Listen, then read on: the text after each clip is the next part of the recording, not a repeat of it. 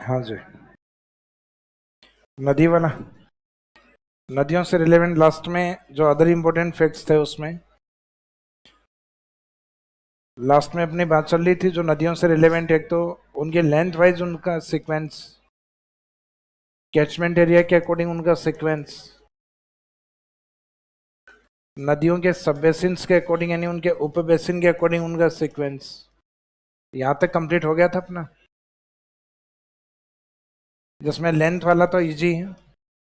Length के according तो नदियों का जो सीक्वेंस वो ये चंबल, माही, बनास और लूनी। कैचमेंट एरिया में इसको पहले लिखना है, बल को बनास, लूनी, चंबल और माही। फिर ये जो पहले लिखा है इनके सीक्वेंस को चेंज करना है, लूनी और बनास। तो राजस्थान में उप बेसिन सबसे ज्यादा किसके पास है? लूनी, 12 उप बेसिन या मुख्य सहायक नदियां। इसके बाद में बनास। यहाँ सिर्फ ये दो ही याद रखो, काफी है। फिर नेक्स्ट पॉइंट, पॉइंट नंबर कौन सा? 6 है क्या? नेक्स्ट नेक्स्ट लिखें, जल उपलब्धता के आधार पर नदियों का क्रम according to water availability, sequence of rivers. जल उपलब्धता के आधार पर नदियों का क्रम।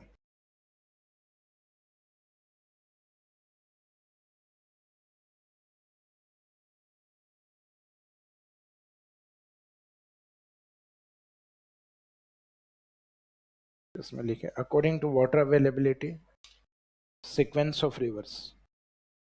जल उपलब्धता के आधार पर नदियों का क्रम। तो किस नदी में कितना जल उपलब्ध है? इसमें राजस्थान में सबसे बड़ी नदी कौन सी है? चंबल। चंबल के बाद में दूसरी बड़ी नदी पहले ऑन रिकॉर्ड अपनी मानी जाती थी माही, लेकिन अब माही से भी ज्यादा पानी माना जाता है बनास में। और उसके बाद में सीक्वेंस आता है माही का। राजस्थान की वो नदियां जिसके अंदर मैंने आपको सबसे ज्यादा डैम करवाए, उसमें एक तो चंबल पे 4, एक बनास पे 4 और एक माही पे 4। तो जिन पे मैक्सिमम डैम है वो इसीलिए हैं क्योंकि इसमें वाटर प्रेजेंस ज्यादा है। और इनमें भी सबसे ज्यादा पानी किसमें है? चंबल। तो ये तो आजकल क्वेश्चन में ही बता देते हैं कि चंबल राजस्थान में सबसे अधिक पानी वाली नदी है, इसके बाद में अधिक पानी किसमें है? तो आंसर होता है बनास। तो आप तीनों का सीक्वेंस याद रखिएगा। तो सीक्वेंस के अकॉर्डिंग लिखिए वाटर अवेलेबिलिटी में फर्स्ट चंबल, ये ऑप्शन नहीं हो तो फिर बनास, और दोनों ही नहीं हो तो फिर माही।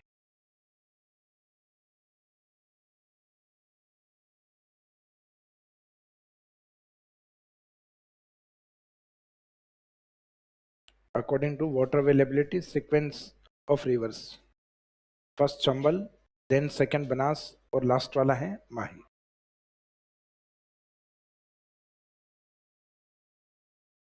नेक्स्ट पॉइंट नंबर 7 और चैप्टर का last point.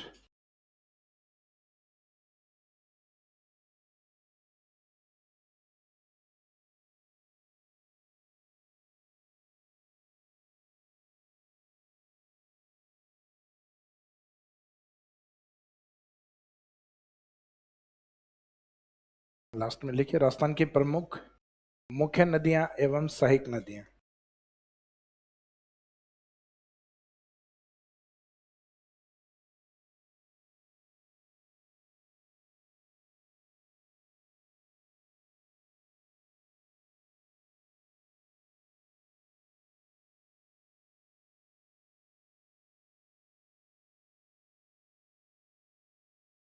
Next time major main rivers, major main rivers and tributaries of Rajasthan. Rajasthan की प्रमुख मुख्य नदियां एवं सहायक नदियां। अब इस वाले पोर्शन में जितने जो मेन रिवर्स हैं जिनके दूसरे से नाम मैच होते हुए उनको, जैसे एक बनास और एक वेस्ट बनास, तो उन नदियों में क्या डिफरेंस है ये कवर करेंगे। तो ये वाला पॉइंट वैसे तो चैप्टर का एक रिपीटेशन पॉइंट है अपना, लेकिन इसमें यह समझ में आ जाएगा जो नदियों में थोड़ी बहुत नाम में फर्क है वो किसका पार्ट है या किस में शामिल होती। तो राजस्थान की जो मुख्य नदियां हैं, जो ट्रिब्यूटरीज हैं, फॉर एग्जाम्पल जैसे पॉइंट नंबर 7 में फर्स्ट पॉइंट, जैसे लूनी में मैंने आपको एक नदी बताई थी सागी, और एक अंतः प्रवाह में मैंने करवाई है आपको साबी। तो दोनों में फर्क क्या है ये बताना है कि सागी पार्ट ऑफ लूनी, सागी है वो किस में काउंट होती है? लूनी में, यानी अरब सागरीय नदियों में। और Sabi Sabi part of inland drainage.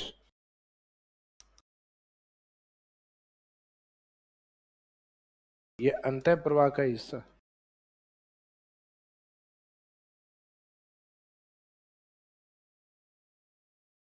तो ये इनके आगे इंडिकेट करना है अपने को। अब जैसे सागे नहीं होके, जैसे एक है, ये तो सागी साबी में अंतर है। जैसे एक है सूकड़ी और एक है सूकली। तो यहां तक स्टार्टिंग शब्दों तक इक्वली दिखाई दे रहे हैं, सूक, और इसमें डी और इसमें ली। तो सूकड़ी पार्ट ऑफ लूनी, सूकड़ी लूनी का पार्ट, और सूकली पार्ट ऑफ वेस्ट बनास, यानी जो पश्चिम बनास है उसी पश्चिमी बनास का पार्ट है सूकली, जिसको सीपू भी कहा जाता है। एक सीपू अलग है, वेस्ट बनास वाली सूकली, और एक सीप रिवर अलग है, सीप पार्ट ऑफ चंबल रामेश्वरम घाट, और सीपू, सीपू यही है, सूकली पार्ट ऑफ है वेस्ट बनास। तो ये फर्क अपने को समझ में आना चाहिए कि सागी है तो कौन से ड्रेनेज सिस्टम में आएगा, लूनी यानी अरब सागर। साबी, साबी है तो इनलैंड अंतः प्रवाह, ये वो है जो हरियाणा में जाके नजफगढ़ का नाला। तो ये इनमें अंतर है। तो इनके साथ साथ इनका अंतर क्या है वो बताने की, सागी लूनी का पार्ट, साबी अंतः प्रवाह का पार्ट, ये लिखेगा। ऐसे राजस्थान में 8-10 नदियां हैं जो देखने में सिमिलर होंगी लेकिन फर्क रहेगा उनमें। जैसे यहाँ सागी साबी में ज्यादा फर्क नहीं है, लेकिन इन शब्दों के कारण फर्क आ रहा है। सागी, सागी के आगे एरो करके लूनी, मीनिंग है सागी पार्ट ऑफ लूनी, ये लूनी में जाएगी। साबी, साबी पार्ट ऑफ अंतः प्रवाह यानी इनलैंड ड्रेनेज।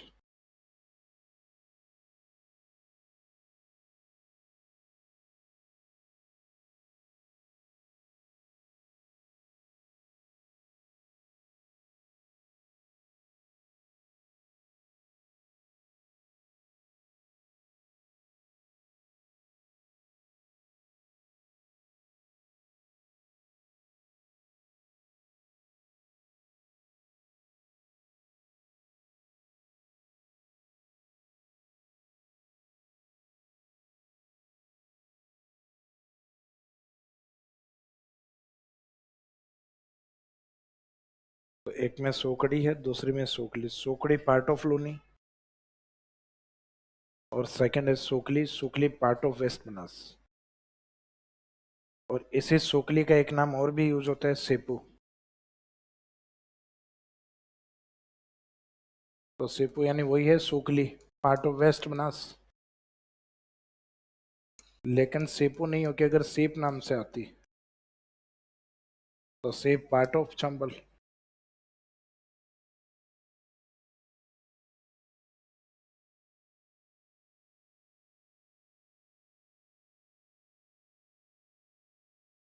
फिर जैसे अभी आपने लिखा वेस्ट बनास, पश्चिम बनास। पश्चिम बनास का मीनिंग है सिरोही वाली अरेबियन सी,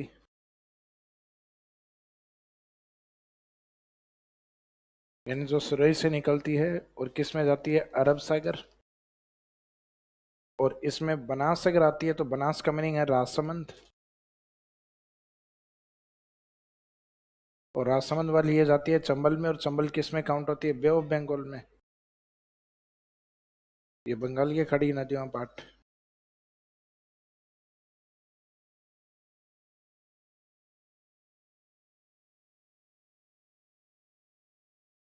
दोनों ड्रेनेज सिस्टम अलग अलग हैं, अपोजिट हैं। एक तो निकलेगा अरावली के पूर्व की तरफ और एक पश्चिम की तरफ। तो Sipu part of west Banas, Sip part of Chambal. तो दोनों में फर्क है, सीप और सीप में। फिर वेस्ट बनास, पश्चिमी बनास ये सिरोही वाली है जो अरेबियन सी का पार्ट।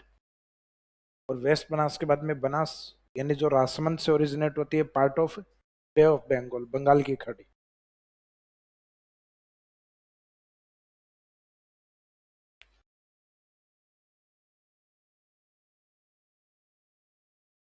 इसका मीनिंग लास्ट वाले इस पॉइंट में एक तरीके से रिवीजन हो जाता है अपना, कि नदियों में अंतर समझ में आ जाते हैं कि वेस्ट बनास है तो इधर वाली सिरोही की तरफ, बनास है तो ईस्ट वाली बंगाल की खाड़ी। इसके बाद में नेक्स्ट पॉइंट नंबर 5,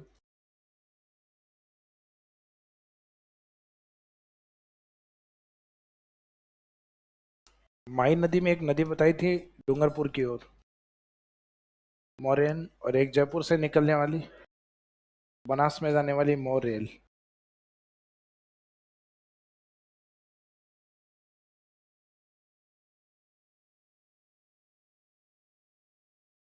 तो मोरेन ये डूंगरपुर वाली है, माही का पार्ट, और मोरेल जो जयपुर वाली जो है,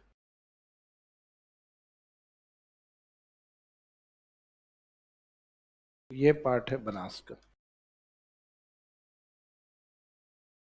तो एक में जिला इंडिकेट कर दो, मोरेन वाले में, रेन वाले में माही, और मोरेल वाले में, जहाँ रेलवे का मुख्यालय है जयपुर में। तो राजस्थान में नॉर्थ वेस्ट रेलवे जयपुर में, तो यहाँ से रेल वाली निकलती, तो रेल वाली जयपुर, जयपुर वाली बनास में जाएगी, क्योंकि यहाँ जयपुर के नज़दीक माही नहीं है, उसमें आएगी रेन, यानी जिस ओर से मानसून स्टार्ट होता है। इसके बाद में नेक्स्ट,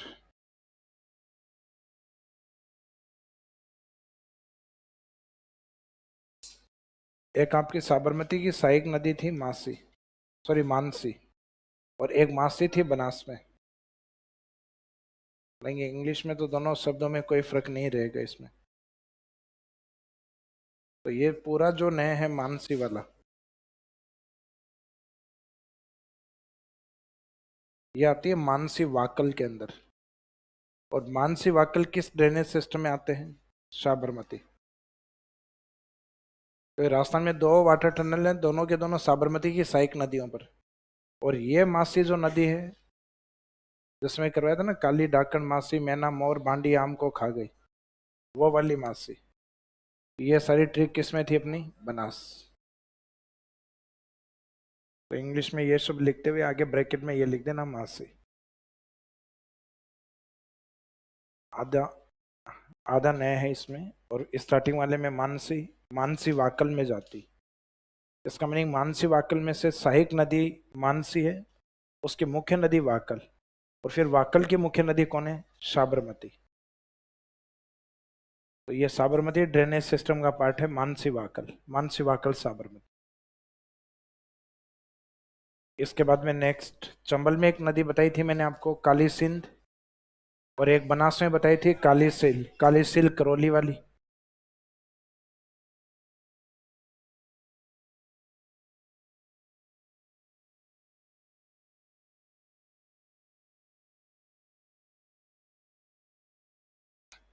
काली सिंध, और नेक्स्ट है काली सिल।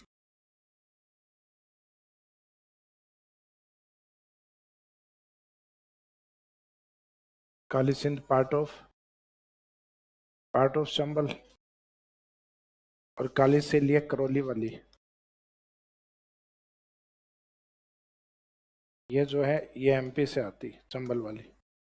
तो करौली वाली ये किस में मिलेगी? बनास। करौली में कैला देवी टेम्पल इसी के किनारे पे, काली सिल। तो काली सिल करौली वाली है, बनास में मिलती है सवाई माधोपुर में आके, और जो काली सिंध है वो चंबल में आके मिलती है कोटा में।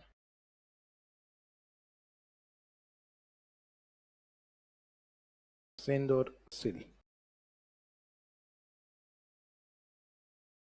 चंबल में आपको ध्यान हो, एक नदी करवाई थी पार्वती, और लास्ट में जब आपको मैंने गंभीर नदी बताई थी, गंभीर नदी में बताई थी पार्वती, या तो उसको पार्वती सेकंड लिखो या फिर पार्वती।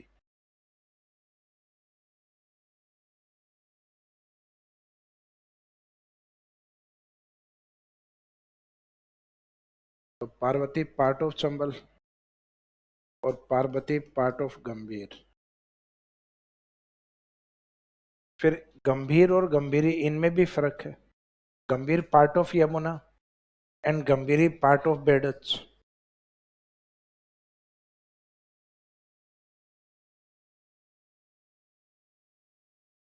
तो Parvati part of Chambal, and Parvati part of गंभीर।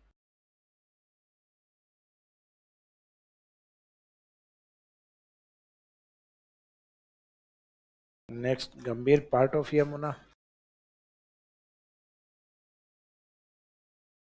और दूसरी है गंभीरी, पार्ट ऑफ बेडच।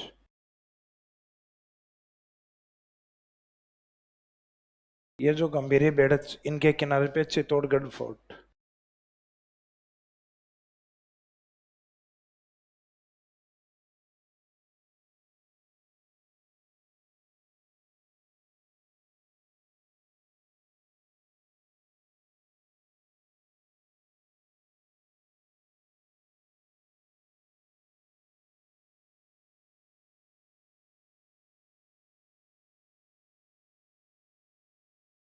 गंभीर और गंभीरी।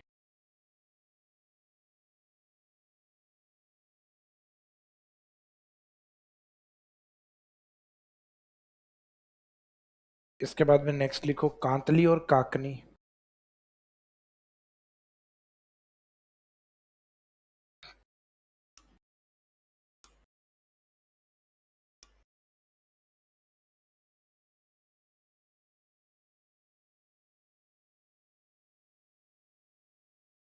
कांतली, कांतली पार्ट ऑफ तोरावाटी, तो कांतली है तोरावाटी वाली नदी। ड्रेनेज सिस्टम तो दोनों एक ही है, इनलैंड है दोनों, तो इनलैंड के आधार पे कोई फर्क नहीं है। ये भी अंतःप्रवाही, ये भी अंतःप्रवाही, लेकिन ये अंतःप्रवाही तोरावाटी एरिया, यानी सीकर, झुंझुनू, नीम का थाना। और ये काकनी है मसूरदी ऑफ जैसलमेर। जैसलमेर की मसूरदी को काकनी कहते हैं, कांकनी या काकनी।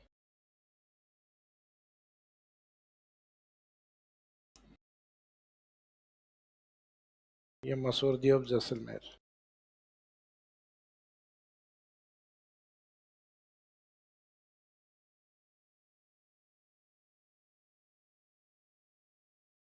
जैसलमेर की मसूरदी।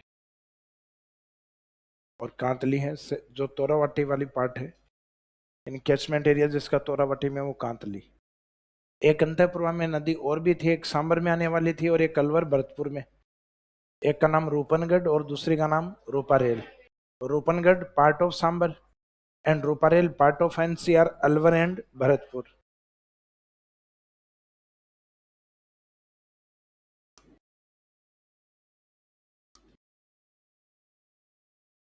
रूपारेल ये है A to B river. A to B इसका मीनिंग अलवर से भरतपुर। और भरतपुर क्या है कि ब्रैकेट में लिख दीजिए मोती झील, यहां जाके मोती झील बनाती है।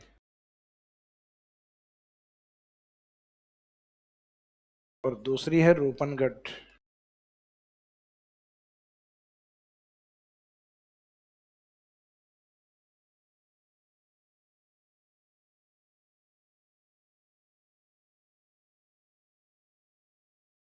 रूपनगढ़ ये अजमेर, अजमेर से सांबर।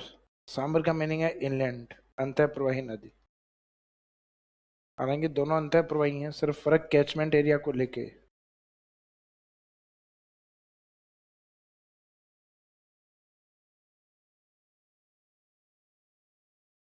अब ये भी इनलैंड है और ये भी इनलैंड रिवर, तो इनलैंड के बेस पे कोई फर्क नहीं है एरिया को लेके। एक रूपारेल है और एक रूपनगढ़। रूपनगढ़ अजमेर से सांबर और वो अलवर से भरतपुर मोती झील में। तो अब तक तो जितनी भी नदियां पड़ी हैं उसमें कोई ना कोई शब्द का थोड़ा बहुत फर्क है। एक रूपारेल है तो दूसरी रूपनगढ़, एक कांकनी है तो दूसरी कांतली है, एक मोरेन है तो दूसरी मोरेल है। शब्दों में डिफरेंस है। लास्ट में जो अपन नदियां लिखेंगे उनमें शब्दों में भी कोई फर्क नहीं। इसका मीनिंग एग्जामिनर उनको या तो ओरिजिन पॉइंट दे के पूछे या फिर बाद में उनका संगम पॉइंट, यानी उनका कॉन्फ्लुएंस पॉइंट। जैसे बांडी रिवर, अगेन बांडी रिवर, तो राजस्थान में दो बांडी, एक पाली से ओरिजिनेट और एक अजमेर से ओरिजिनेट। पाली वाली जो बांडी है वो ज़्यादा फेमस है, जिसको केमिकल रिवर ऑफ राजस्थान कहा जाता है, जो हमने लूनी ड्रेनेज सिस्टम में लिखवाई थी आपको। और उसके केमिकल का कांड लिखवाया था डाई और प्रिंटिंग इंडस्ट्री, रंगाई और छपाई उद्योग। और एक दूसरी बांडी जो अजमेर से बताई थी, जिसपे आना सागर झील है जो बनास में जाती। तो राजस्थान में दोनों बांडी अलग अलग पार्ट में, एक अरब सागर में काउंट होती है लूनी वाले पार्ट में, एक बनास में काउंट होती है बंगाल की खाड़ी। और इसी तरीके से मैंने तीन खाड़ी करवाई हैं आपको, एक लूनी में, एक सांबर यानी इनलैंड में, और एक बनास में यानी बे ऑफ बंगाल के अंदर। तो लास्ट वाली जो नदियों के जो नाम लिखेंगे अपन, उनमें इनकी तरह कोई डिफरेंस नहीं होगा, सेम नाम आएंगे उसमें। तो लास्ट वाले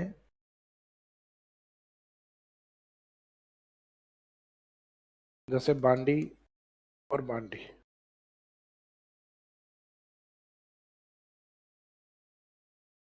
यहाँ मीनिंग बिल्कुल एज इट इज सेम है दोनों।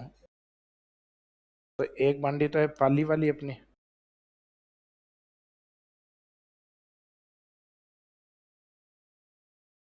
तो पाली से ओरिजिनेट होती है तो किस में जाती है, लूनी। लूनी का मीनिंग आप समझ गए, अरब सागर। क्योंकि अपने को कम से कम मुख्य नदियों का पता है कौन कौन से, तो लूनी को देखते ही डिसाइड हो जाएगा अरब सागर, लिखने की आवश्यकता ही नहीं है आगे अरब सागर। एक बांडी अपने अजमेर, तो अजमेर वाली जो बांडी है ये जाएगी बनास में। तो बनास आ गई, इसका मीनिंग अपने को पता है ड्रेनेज सिस्टम कौन सा होगा, बंगाल की खाड़ी। बस मुख्य नदी तक पहुंचना होता है, मेन रिवर देख के तो डिसाइड कर देंगे अपन। जैसे लूनी है माई, वेस्ट बनास और साबरमती, तब तो अरब सागर। चंबल है, बनास है, गंभीर है और बेड़च है, इसका meaning Bay of Bengal. Ghaggar, Kantli, Ruparel, Roopangarh, ये जो नदियां ये अंतः प्रवाही नदी है। और एग्जाम में अगर इन दोनों में से भी एक चुनना पड़े आपको कि बांडी किस ड्रेनेज सिस्टम का पार्ट, तो सबसे ज्यादा फेमस है लूनी वाली, तो प्रायोरिटी में ये लेना। हालांकि वैसे तो क्वेश्चन डिलीट होना चाहिए, तो बांडी दोनों ही तरफ है, अरब सागर में भी है और बंगाल की खाड़ी में भी, लेकिन फेमस बांडी राजस्थान में ये वाली, पाली वाली।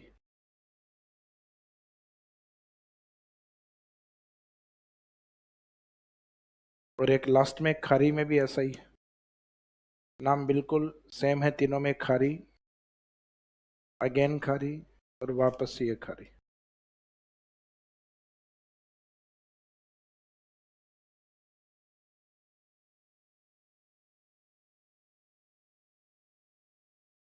जो ये खारी स्टार्टिंग वाली जिसकी हम बात करने, ये अरब सागर वाली जो है ये सैरगांव पहाड़ियों से निकलती है।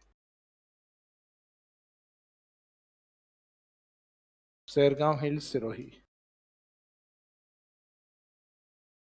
ये पार्ट होती है लोनी का। हालांकि वैसे जवाई में जाती है, लेकिन जवाई लोनी में जाती है, तो लोनी ड्रेनेज सिस्टम में आती है, तो इसको किस में काउंट करेंगे, अरेबियन से अरब सागर में। दूसरी खाड़ी है, ये आती है नागौर से।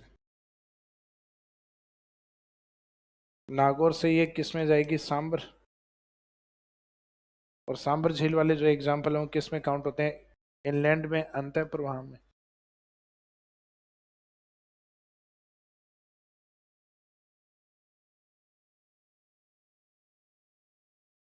ये इनलैंड ड्रेनेज में काउंट होगी। एक खाड़ी जो बिजराल हिल्स, राजसमंद।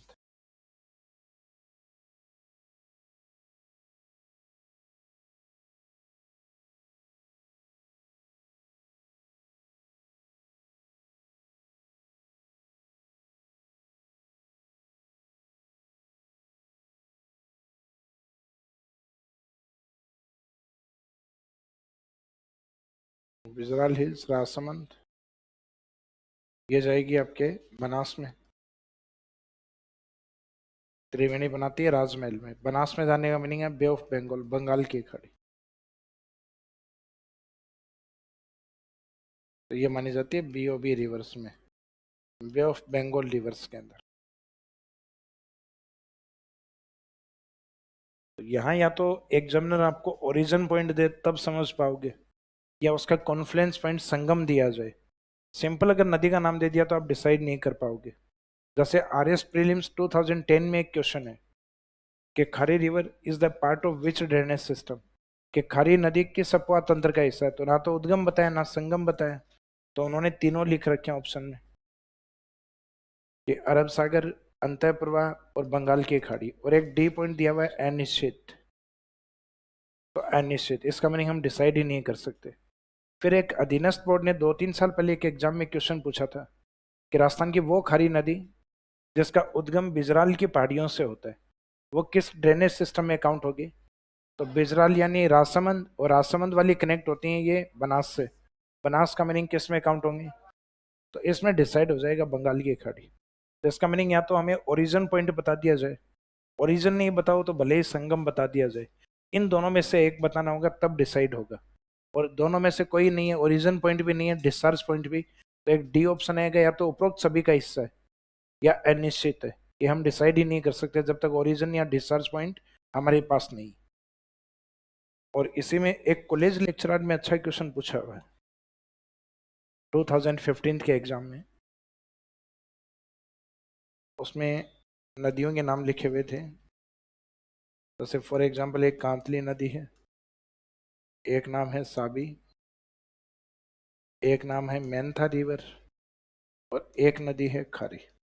और फिर इनमें से पूछा कि इनमें से कौन सी ऐसी नदी है जो इनलैंड का पार्ट नहीं है, कौन सी ऐसी नदी है जो अंतःप्रवाही नदी नहीं है। ए आंसर, नेगेटिव मार्किंग नहीं है, आंसर इन्हीं में से देना है। ए आंसर, बी आंसर, इनमें से अंतःप्रवाही नदी नहीं है, सी आंसर, और D answer. D is the correct answer. अब एग्जामिनर ने, कई स्टूडेंट ने इसके ऊपर रीट भी लगाई, क्योंकि कईयों का मेन था नहीं सुना होता, कईयों ने मेन था राइट टिक कर दिया, कईयों को साबी सागे दिखाई दी, या साबी को काट के ठीक किया, क्योंकि साबी कईयों की पढ़ी हुई नहीं थी, कईयों की सागी याद थी, तो उनको लगा कि ये गलत आ गया तो ये है शायद। और बाद में एग्जामिनर का, इसका मीनिंग है इस क्वेश्चन को डिलीट भी नहीं किया गया था। फिर भाई एग्जामिनर ने कहा कि ये मुझे भी पता है कि ये तीनों ड्रेनेज सिस्टम में है, लेकिन इनमें क्या पॉसिबिलिटी है जो अंतःप्रवाह के बाहर भी हो सकती है। तो राजस्थान में कांतली के अलावा अंतःप्रवाही नदी और है क्या? कांतली अंतःप्रवाही नदी एक ही है, कांतली, और वो फिक्स है इनलैंड में। राजस्थान में साबी कितनी है? एक ही है, दूसरी सागी होती है। फिर तो इसका मीनिंग साबी एक है, और वो भी तय है कि इनलैंड का हिस्सा है, वो अंतःप्रवाह का हिस्सा है, तो ये भी तय है इनलैंड का पार्ट। मेंथा राजस्थान में कितनी है? एक ही नदी है, और वो तय है कि वो इनलैंड का पार्ट है, फिक्स है। खारी राजस्थान में कितनी है? तीन है। यहाँ पॉसिबिलिटी है कि बाहर भी हो सकती, तो एक ही जगह पॉसिबिलिटी बनती है कि ये इनलैंड के बाहर भी हो सकती है। तो एग्जामिनर ने पूछा कि इनमें से अंतःप्रवाही नदी कौन सी नहीं है, तो कहाँ पे पॉसिबिलिटी बनती है? एक पता है अपने को, खारी इनलैंड में भी आती है, लेकिन कहाँ पॉसिबिलिटी बनती है कि हम बाहर भी आंसर दे सकते हैं? वो सिर्फ ऑप्शन यही बन सकता है, खारी। तो इस कारण उन्होंने कहा जहां पॉसिबिलिटी बने वो राइट टिक करना है। जैसे यूपीएससी पूछती है ना, कई बार चारों ऑप्शन ठीक होते हैं, उनमें ज्यादा सटीक या ज्यादा परफेक्ट कौन सा, वो आंसर बताइए। तो लगते तो अपने को चारों ही ऑप्शन ठीक है, लेकिन उन चारों में से एक बेटर होता है।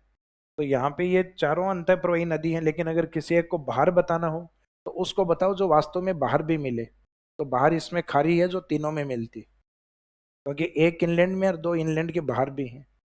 तो ये आंसर रहेगा। और क्वेश्चन को इस तरीके से दिया जाए जिसमें आप इजी आंसर सेलेक्ट कर पाओ। जैसे एक कांतली दे दिया, एक साबी दिया गया, एक खारी दिया गया है, और एक बनास दिया गया है, कि कौन सी अंतःप्रवाही नदी नहीं है। तो उस समय खारी को मान लेना, क्योंकि बिना अंतःप्रवाही नदी एक फेमस रिवर बनास है जो इनलैंड का हिस्सा नहीं। और इन सबको क्वेश्चन का पार्टी बना दिया जाए, आंसर नीचे अलग से लिखे जाए, इनमें थोड़ी समस्या आएगी।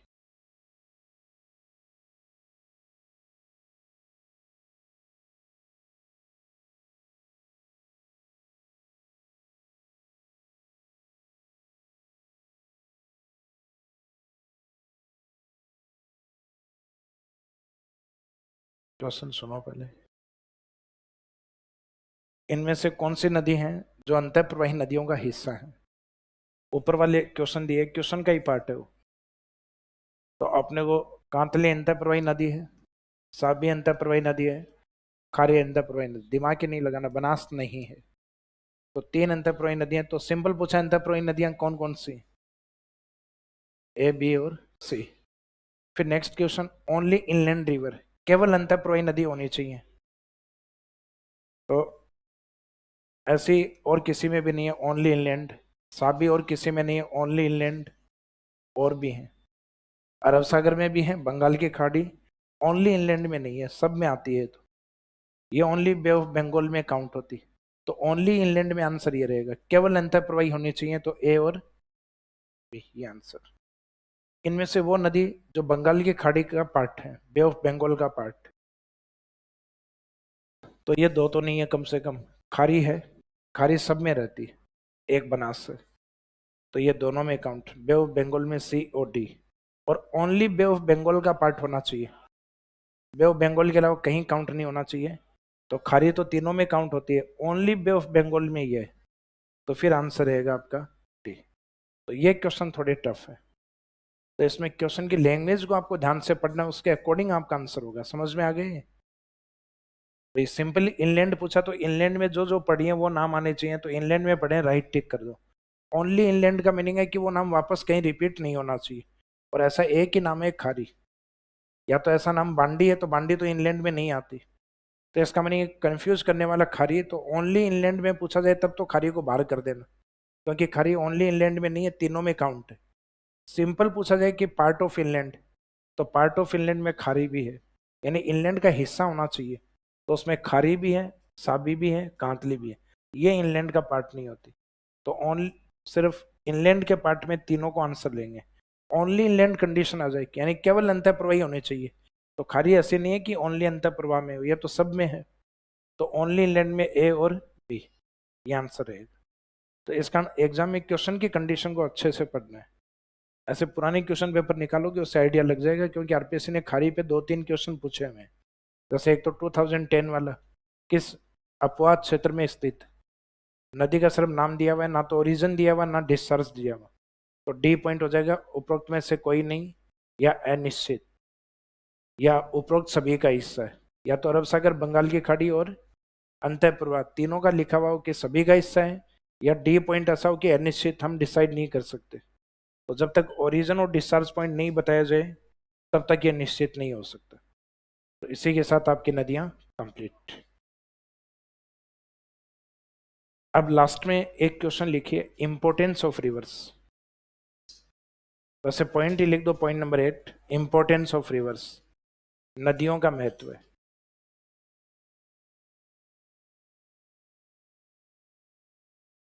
टेम्परेचर, टेम्परेचर देखना सेकंड। नदियों का महत्व, इंपोर्टेंस ऑफ रिवर्स।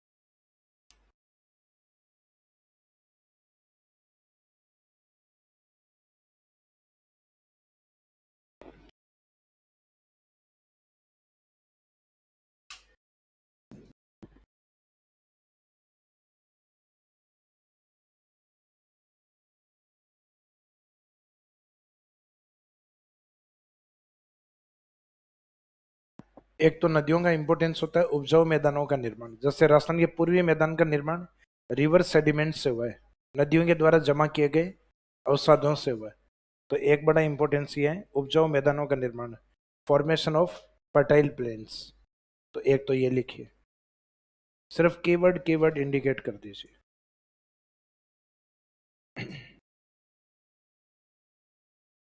उपजाऊ मैदानों का निर्माण, फॉर्मेशन ऑफ फर्टाइल प्लेन्स।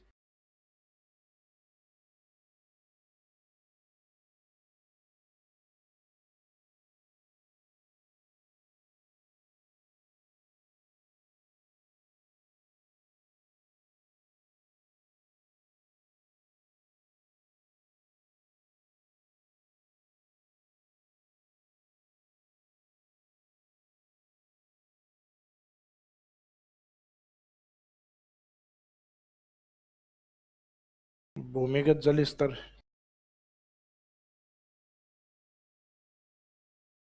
भूमिगत जल स्तर को बढ़ाना या भूजल स्तर को बढ़ाना एक ही बात है, भूजल स्तर को बढ़ाना या भूमिगत जल स्तर को बढ़ाना।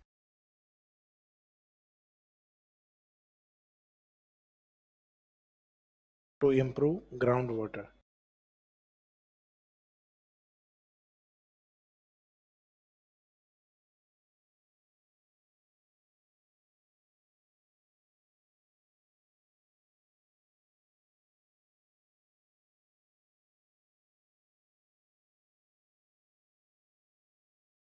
जिन क्षेत्रों में भूमिगत जल स्तर या सतही जल अधिक होता है उन क्षेत्रों में बायोडाइवर्सिटी या जैव विविधता यह अधिक पाई जाती है।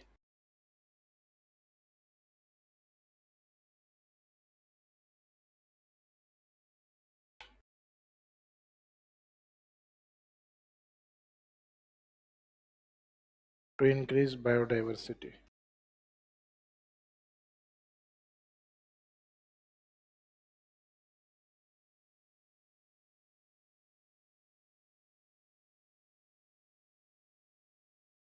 Thank you. यूं लग रहा है जनरेटर बंद कर दिया। जैव विविधता को बढ़ाना।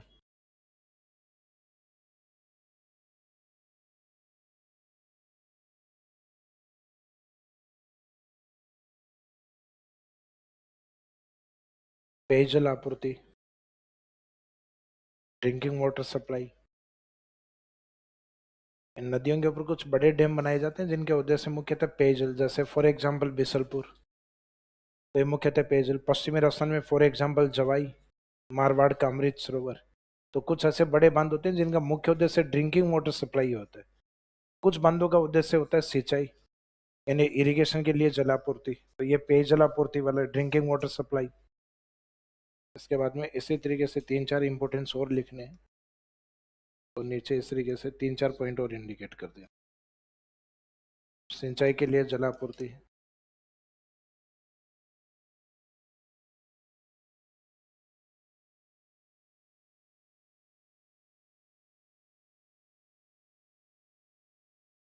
Water supply for irrigation,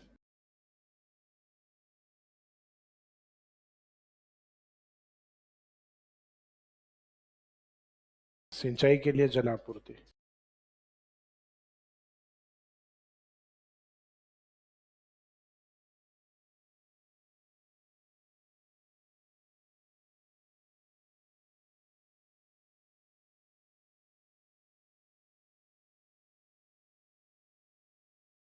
next है रिलीजियस इंपोर्टेंस, धार्मिक महत्व। रिलीजियस इंपोर्टेंस में आगे ब्रैकेट में लिख देना त्रिवेणी संगम। जितने भी त्रिवेणी संगम वो धार्मिक स्थल है। जैसे बेणेश्वर माही वाला सबसे फेमस है, जहाँ माघ पूर्णिमा को मेले का आयोजन होता है, माही में लिखवाया हुआ है आपको, तो त्रिवेणी संगम। तो मीनिंग है कि नदियों के त्रिवेणी संगम में उनका धार्मिक महत्व होता है। एग्जाम्पल के तौर पे लिखना चाहो, एग्जाम में लिख सकते हो बेणेश्वर धाम। फिर नदियों पे बड़े डैम वगैरह बना के पीसी कल्चर या मत्स्य पालन।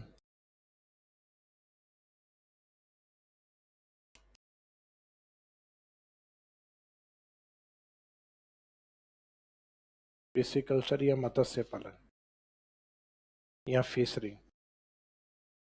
तो फिशरिंग में मत्स्य पालन में इंपॉर्टेंस होता है, या पीसी कल्चर में मत्स्य पालन।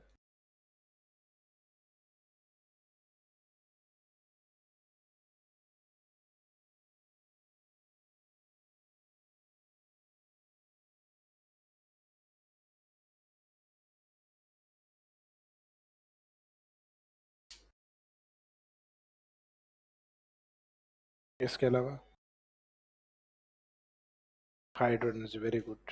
जल विद्युत।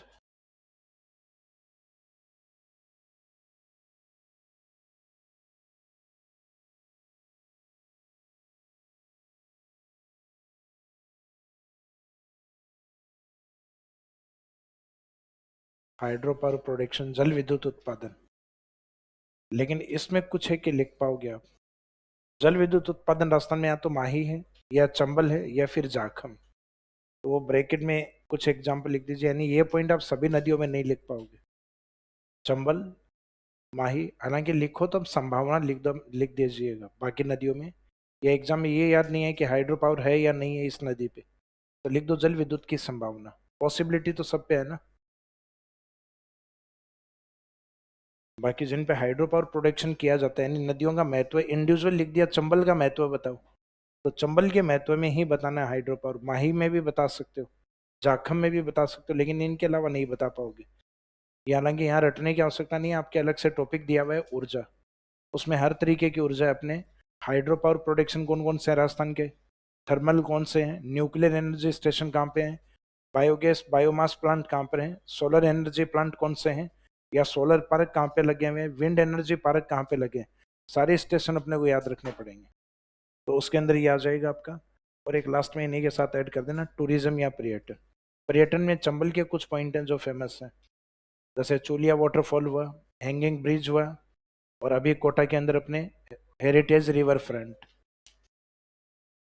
तो टूरिज्म में तो सभी जो वाटर पॉइंट होते हैं सबके इंपॉर्टेंस होते हैं, चाहे कोई डैम है जैसे Bisalpur, mini Goa of Rajasthan. Last में एक छोटा सा पॉइंट इसके साथ और ऐड कर देना, टूरिज्म या पर्यटन। कम से कम 5 पॉइंट अपने को याद होने चाहिए कि नदियों में हम कम से कम 5 लाइनें लिख पाए, यानी 7-8 लाइनें कम से कम 50 वर्ड में लिख पाए। तो इन सब के एग्जाम्पल लिखवाए। जैसे टूरिज्म में आपको चंबल के सभी पॉइंट टूरिज्म में फेमस है। ये जैसे जल विद्युत, तो जल विद्युत में आपको ध्यान हो तो माही के ऊपर मैंने बताया था, चंबल पे भी होता है। यूनिट नहीं लिखवाई क्योंकि उसका टॉपिक अलग से आएगा आपका, तो हाइड्रो पावर प्रोडक्शन यूनिट वहां लिखवाई जाती है। फिर है मत्स्य पालन, तो मत्स्य पालन में अपनी लगभग सभी नदियों के जो डैम है उन सब पे मत्स्य पालन किए जाते हैं। उसमें चाहे किसी भी डैम का एग्जाम्पल लिख दो आप, जैसे माही बजाज सागर हुआ, कागदी पिकअप हुआ, कडाना हुआ, सब पे होता है। चाहे बिसलपुर डैम है उसमें भी होता है। तो यहाँ सोचने की आवश्यकता नहीं। धार्मिक महत्व है, धार्मिक महत्व त्रिवेणी पॉइंट सबका होता है, तो सारे एग्जाम्पल में लिख सकते हो। किसी एक को हाईलाइट करके लिखो तो माही में लिखवाया हुआ है कि यहाँ मेले का आयोजन होता है जिसको आदिवासियों का कुंभ भी कहा जाता है। फिर सिंचाई के लिए जलापूर्ति, सिंचाई के लिए जलापूर्ति में भी जैसे बिसलपुर का एग्जाम्पल दे सकते हो टोंक के लिए। एक चंबल का जो अंतिम बांध होता है कोटा बैराज, जो आगे हम पढ़ेंगे, ये टॉपिक आपका अलग से दिया हुआ है, इरिगेशन प्रोजेक्ट ऑफ राजस्थान। तो उसमें जितने भी इरिगेशन प्रोजेक्ट हैं लगभग नदियों के ऊपर ही हैं, क्योंकि इरिगेशन प्रोजेक्ट है वो सिंचाई परियोजना है, वो कोई बांध पे होगी या किसी नहर पे होगी, और वो बांध और नहर किस पे डिपेंड होगा, नदियों पे डिपेंड होगा। तो जैसे आप नदियों के इंपॉर्टेंस लिखते हो ऐसे ही महत्व अपनी केनाल के होते हैं, ऐसे ही महत्व अपनी लेक्स के होते हैं। क्योंकि हम जो इंपॉर्टेंस लिख रहे होते हैं वो इंपॉर्टेंस होता है वाटर का, ये आपने जो इंपॉर्टेंस लिखा वो पानी का महत्व लिख रहे हो। जैसे इनमें से अब झीलें उपजाऊ मैदानों का निर्माण तो नहीं करती है, झील तो अपने आप में एक जगह स्टे पार्ट होता है, रुका हुआ होता है, लेकिन भूजल स्तर को बढ़ाती है झील, ये लिख सकते हो। झील जहाँ अधिक होगी वहाँ बायोडाइवर्सिटी अधिक होती है। राजस्थान के कुछ फेमस लेक हैं जिनसे पेयजल आपूर्ति भी होती है, ड्रिंकिंग वाटर सप्लाई होती है। जैसे उदयपुर में जो पिछोला झील है, पिछोला फतेह सागर पेयजल में पानी यूज किया जाता था पहले, लेकिन अब प्रदूषण होने के कारण धीरे धीरे कम हो गया उनका वाटर यूटिलाइज। सिंचाई के लिए जयसमंद झील से 2 नहरें निकाली गई हैं, श्यामपुरा नहर और भाट नहर, और एक मोती झील जिसको लाइफ लाइन और भरतपुर कहा जाता है, लिखा भी था अपन, तो उससे सिंचाई की जाती है। धार्मिक महत्व, बहुत सारी झील हैं अपनी जिनके धार्मिक महत्व है। फॉर एग्जाम्पल पुष्कर, ग्रासियाओं के लिए मुख्यतः नक्के झील जिसमें वो अस्थि विसर्जन करते हैं। जैसे राजसमंद झील है, तो राजसमंद झील के किनारे गेवर माता और द्वारिकाधीश मंदिर बना हुआ है। कोलाई झील जिसमें कार्तिक मास के स्नान होते हैं। पुष्कर की तरह कार्तिक पूर्णिमा को मेले का आयोजन होता है। फिर है मत्स्य पालन, तो मत्स्य पालन झीलों में भी होता है, बस कॉमर्शियल तरीके से। जो धार्मिक महत्व की झील होती है उनका महत्व नहीं होता भाई, उन झीलों में आप इनको काउंट नहीं कर सकते जो धार्मिक रिलीजियस इंपोर्टेंस वाली। अब जैसे पुष्कर की मछलियां उत्पादित करके और फिर उनको मुख्यतः खाने के रूप में निर्यात नहीं किया जाएगा। अपने अपने आई कार्ड निकाल के और बेंच पे रख लीजिए। नेक्स्ट हाइड्रो पावर, तो हाइड्रो पावर अपनी झीलें इतनी बड़ी नहीं है, उस पर पॉसिबल नहीं है, तो राजस्थान की किसी भी झील पे हाइड्रो पावर, हाँ ये लिख सकते हो, सोलर जो सोलर प्रोजेक्ट है वो लगाए जा सकते हैं। और राजस्थान की कुछ ऐसी झीलें जिसमें अभी ये प्रयास किए जाएंगे, जिससे राजस्थान में अधिक टेम्परेचर होता है उससे पानी का अधिक इवेपोरेशन नहीं हो, क्योंकि झीलों के ऊपर सोलर प्लेट्स लगा दी जाएंगे तो पानी का वाष्पीकरण कम होगा। फिर जैसा कि अपने यहाँ घग्गर नहर, सॉरी आईजीएनपी जो कैनाल है, आईजीएनपी कैनाल पे ऐसा हनुमानगढ़ में प्रयास किया गया कि उसके ऊपर फ्लोटिंग सोलर प्लेट्स हैं वो लगाई गई। फ्लोटिंग यानी तैरती हुई, तो उस पर एक डिस्टेंस होते हैं वहां तक वो तैरते हुए जाती हैं, तो तैरती हुई रहते हैं उस डिस्टेंस के बीच में। ऐसा अपने इंडिया में नर्मदा नदी के ऊपर सबसे पहला प्रोजेक्ट, जो कि एमपी में आपने नाम सुना होगा, नर्मदा के एक बांध आता है ओमकारेश्वर, भगवान शिव के 12 ज्योतिर्लिंग है उनमें से एक ये भी आता है, जैसे एमपी में दो हैं, एक तो उज्जैन जो क्षिप्रा नदी के किनारे, और एक नर्मदा के किनारे, जिसको हम कहते हैं ओमकारेश्वर। तो ओमकारेश्वर पहला ऐसा डैम माना जाता है, ऐसी नर्मदा नदी मानी जाती है जिसके ऊपर जो फ्लोटिंग सोलर प्लेट्स हैं वो लगी हुई हैं उसके ऊपर। तो मीनिंग है कि वाटर में किसी एक का इंपॉर्टेंस अगर याद कर लिया, नदियों का, तो झील में रिपीट कर सकते हो, एज इट इज वो आप कैनाल में भी लिख सकते हो। नहरों के महत्व भी लगभग ऐसे ही होते हैं। इस चैप्टर के बाद में अब जैसे आपके एग्जाम में बड़े क्वेश्चन जो आते हैं किन नदियों पर आते हैं, तो या तो जैसे अपने अरब सागर पढ़ा है, तो अरब सागर में मेन जो रिवर है वो एक तो लूनी है और एक माही। फिर इनलैंड या अंतः प्रवाह, अंतः प्रवाह में या तो घग्गर या बाणगंगा या एक प्रमुख नदी में से कांतली। ये दो तीन नदियां ज्यादा इंपॉर्टेंट। एक बे ऑफ बंगाल, बंगाल की खाड़ी, बंगाल की खाड़ी में सबसे इंपॉर्टेंट है चंबल, उसके बाद में है बनास। ये मेन रिवर होते हैं। इन मेन रिवर पे कम से कम चार चार लाइनें आपको लिखनी आनी चाहिए। अब जैसे फॉर एग्जांपल लोनी है, तो लोनी के ऊपर चार लाइनें कौन सी होनी चाहिए? एक लाइन तो उसके उद्गम और संगम को लेकर, ऐसा ही सेम माही का उद्गम और संगम, ऐसा ही चंबल का, ऐसा ही बनास का, इनमें संगम नहीं होते। तो एक तो जैसे लूनी का उद्गम नागपाड़ी, संगम कच्छ का रन या रन ऑफ कच्छ। फिर बाद में उसकी लंबाई यानी उद्गम और संगम के बीच की डिस्टेंस, लंबाई बहुत ज़्यादा इंपॉर्टेंट नहीं होती, अगर याद हो तो लिख दो, याद नहीं है स्किप कर दो, एग्जामिनर की बहुत ज़्यादा डिमांड नहीं होती। लंबाई की जगह उन चीज़ों को यूज कर सकते हो कि ये राजस्थान के मरुस्थल की सबसे लंबी नदी है, या भारत में मरुस्थल से बहने वाली सबसे लंबी नदी। फिर बाद में इसका कैचमेंट एरिया कौन से जिलों से, नंबर इस चीज़ के होते हैं आजकल कि आपने उस नदी का एरिया बताया है, वास्तव में नदी आपने पढ़ रखी है तो उसका एरिया आपको याद है, और उस एरिया में बहते हुए उसमें मिलने वाली जो नदियाँ हैं सहायक नदियाँ, उनमें से कोई भी तीन या चार के नाम लिखने, कम से कम तीन चार ट्रिब्यूटरीज के, जरूरी नहीं है आठ नौ जो रट के आए वो सारे लिखो, कम से कम तीन से चार ट्रिब्यूटरीज के नाम लिखो। तो एग्जामिनर ये चेक करेगा कि नदी के बारे में आपने तीन चार फैक्ट लिखे या नहीं लिखे, उसका ओरिजिन पॉइंट, डिस्चार्ज पॉइंट, उसका कवरिंग एरिया कौन सा है, उसके ट्रिब्यूटरीज कौन सी हैं, और फिर कोई एक आधी नदी में और विशेष बात आपको याद आ जाए, जैसे बालोतरा में इसमें बाढ़ आती है, इसका पानी है वो बालोतरा से खारा हो जाता है, या लूनी नदी पश्चिमी मरुस्थल की सबसे लंबी नदी है, या इस नदी पे जोधपुर में जसवंत सागर बांध है। तो सात आठ पॉइंट लिखवाए थे अदर इंपॉर्टेंट फैक्ट में, उनमें से कोई भी एक लाइन आपको और याद आ गई तो अपना काम हो जाएगा। लूनी के बारे में लगभग 15 वर्ड, 15 शब्द, और अकेली लूनी को अगर 50 वर्ड में पूछ लिया तो फिर उसकी एक दो सहायक नदियों का इस वाले पॉइंट का डिस्क्रिप्शन करना होता है, फिर इसको थोड़ा डिटेल में लिखना होता है। फिर जो आपने सहायक नदियां लिखे हैं उसमें कुछ एक दो फेमस हैं, जैसे बांडी है, तो बांडी पे दो लाइनें इजीली लिख सकते हो आप कि ये पाली से उद्गमित होती है और जोधपुर में लोनी में मिलती है। इस नदी को रासायनिक नदी कहा जाता है जिसपे हेमामास डैम स्थित, क्योंकि लोनी की नदियों पे लास्ट टाइम मैंने डैम बता रखे हैं, जिसमें बांडी का एक डैम करवाया हुआ है हेमावास। फिर दूसरा लिख सकते हो जवाई, कि जवाई पाली से उद्गमित होकर और बाड़मेर में बालोतरा में जाके लोनी में मिलती है। इस पे प्रमुख बांध जवाई बांध स्थित है, जिसको मारवाड़ का अमृत सरोवर कहा जाता है, और जब उसमें पानी की कमी होती है तो सही वाटर टनल से, यानी इन दो सहायक नदियों के बारे में भी लिखा हो कि चार पांच लाइनें इनमें कवर हो जाएंगी। तो जब भी आपको ज़्यादा डिटेल में लिखना हो तो सहायक नदियों को लिखना स्टार्ट कर दिया करो। तो लूनी में जितनी भी सहायक नदियां लिखवाई हैं मैंने, ओरिजिन पॉइंट बताए थे उनके और डिस्चार्ज पॉइंट, तो हर एक सहायक नदी में दो लाइनें आ सकती हैं, एक तो उसका ओरिजिन पॉइंट और एक उसका डिस्चार्ज पॉइंट। जैसे जोजड़ी है तो जोजड़ी का उद्गम नागौर से और जोधपुर में लूनी में संगम होता है। फिर दूसरी उसी में, ये लूनी में दाईं ओर से आने वाली एकमात्र नदी है जो अरावली से उद्गमित नहीं होती। ये विशेषताएं आपको लिखवाई हुई है अलग से। तो प्रयास ये करना, बाकी जो अदर करेक्टरिस्टिक्स हैं उसमें सहायक नदी वाले पार्ट को डिटेल में लिखा करो फिर, क्योंकि पॉसिबल यहीं पर है लिखना। अपवा क्षेत्र तो जिले होते हैं जो लिख चुके हो फैक्ट में, सिर्फ सहायक नदियों की डिटेलिंग और दी जा सकती है, उनके उद्गम और संगम बताए जा सकते हैं।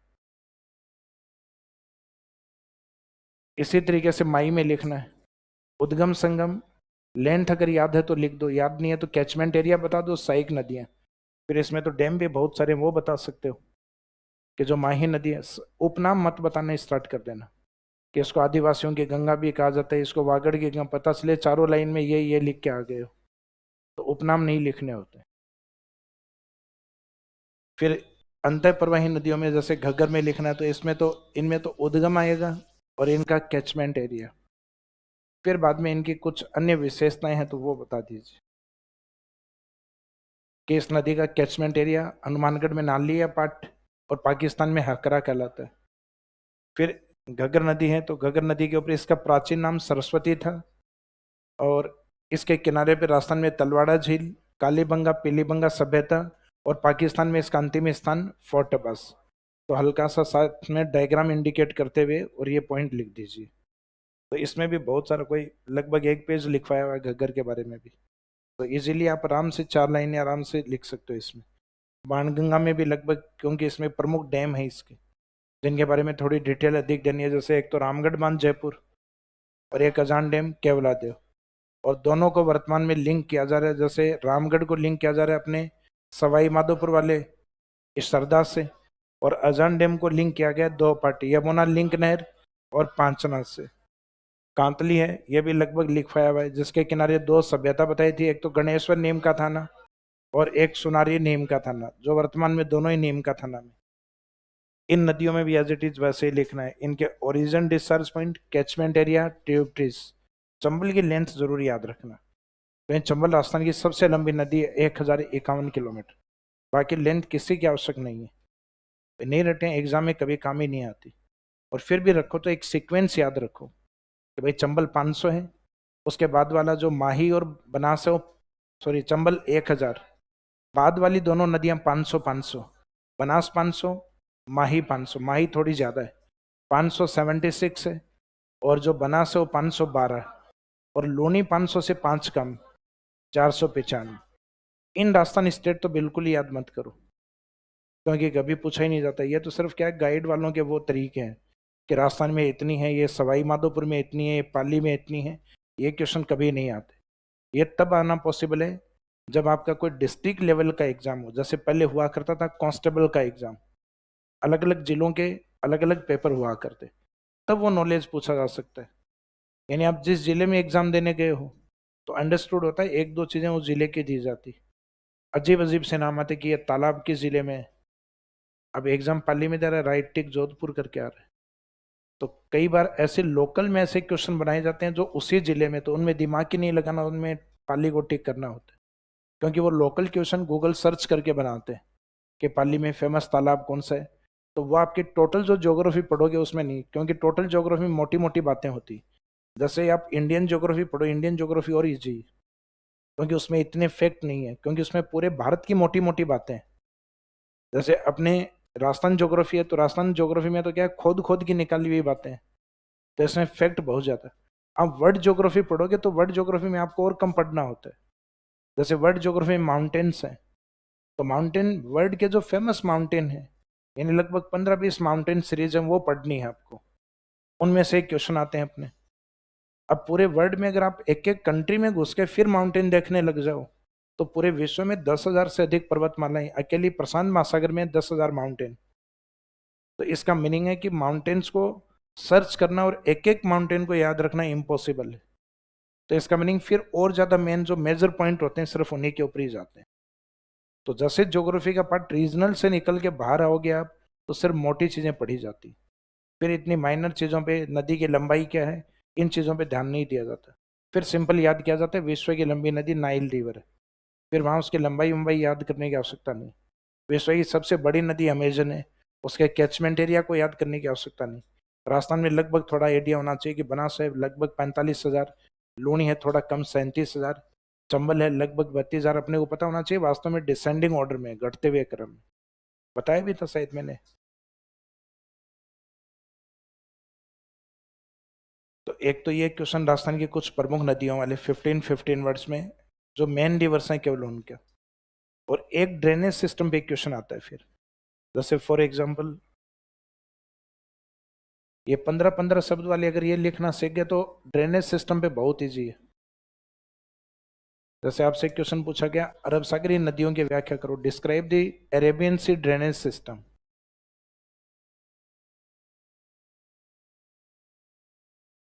अरब सागरीय नदियां, अब आपको पता है अरब सागरीय नदियों में एक तो स्टार्टिंग आपको ये लिखना है कि राजस्थान के कुल अपवाह तंत्र में अरब सागरीय नदियों का योगदान कितना है, 17%, जिसमें मुख्य नदी लोनी, माही, साबरमती एंड वेस्ट बनास, ये मुख्य नदी हैं इसमें। तो स्टार्टिंग की 2-3 लाइन होते ये रहेंगी आपकी, यानी Arabian Sea drainage system is 17% of the total drainage system of Rajasthan, in which main rivers Loni, Mahi, Sabarmati and west Banas. अब हेडिंग लीजिए लोनी, और जो मैंने तरीका बताया लोनी में वो 4 लाइनें लिख दो अभी जो बताई थी। सेम सेकंड माही, माही में भी एज इट इज वही 4 लाइनें। साबरमती वही, साबरमती में ओरिजिन, इसका ओरिजिन लिखना है, उद्गम, इसका डिस्चार्ज पॉइंट या संगम, इसकी लंबाई अगर याद है, सहायक नदियां याद हैं, या फिर कोई विशेषता, इसके किनारे पे कौन से नगर हैं, रिवर फ्रंट बनाया गया था, उनमें से कोई भी एक बात याद हो, 3-4 लाइनें इसमें लिखनी। ऐसे 3-4 लाइनें आपको वेस्ट बनास में लिखनी। तो चारों नदियों में अपने को 4-4 लाइनें लिखना कोई मुश्किल काम नहीं है। तो लगभग 16 लाइनें और स्टार्टिंग में 2-3 लाइनें, 18 लाइनें मिलती हैं अपने को।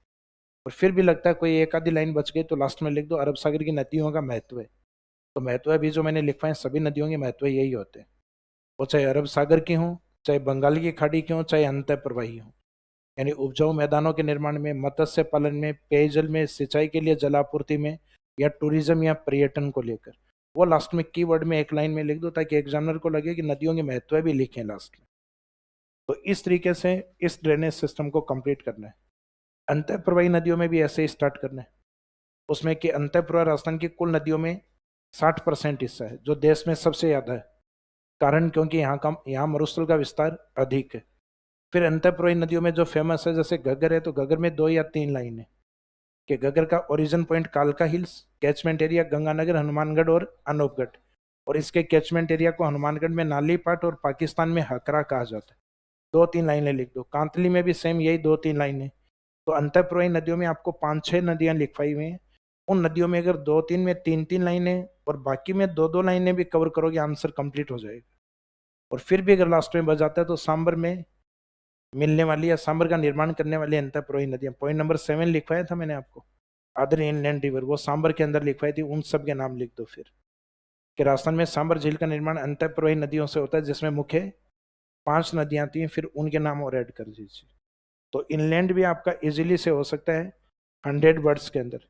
और ऐसा ही एक क्वेश्चन बे ऑफ बंगाल में, जिसमें चंबल के बारे में 4 लाइनें, बनास के बारे में 4 लाइनें, और गंभीर के बारे में 4 लाइनें, और बेड़च के बारे में 4 लाइनें। और इनकी 4 लाइनें, एक तो इनके बेसिक पॉइंट ओरिजिन डिस्चार्ज, इनके कैचमेंट एरियाज, और इनके 2 या 3 सहायक नदियों के नाम। और किसी का अगर डैम वगैरह आपको एक आधा याद है तो डैम लिख दो, या अदर करेक्टरिस्टिक्स याद है तो वो लिख दो। यानी 4 लाइनें कम से कम होनी चाहिए, 4 विशेषता एक नदी के बारे में। 2018 में एक क्वेश्चन में पूरे चैप्टर को पूछ लिया कि describe the drainage system of Rajasthan, Rajasthan के अपवाह तंत्र की व्याख्या करो। ये थोड़ा सा मुश्किल था।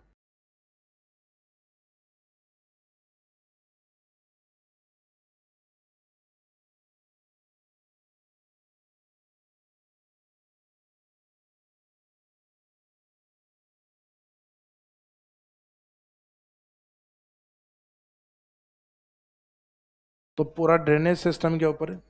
तो इसमें फर्स्ट लाइन में तो वही लिखना जो चैप्टर के स्टार्टिंग में लिखा था कि संगम के आधार पर राजस्थान के अपवाह तंत्र को 3 भागों में बांटा जाता है। फिर तीनों भागों के नाम लिखने, एक तो अरब सागर, अरब सागर की जो नदियां हैं लोनी, माही, वेस्ट बनास और साबरमती। हालांकि इनके साथ साथ इनके परसेंटेज लिखने हैं, 17% नदियां।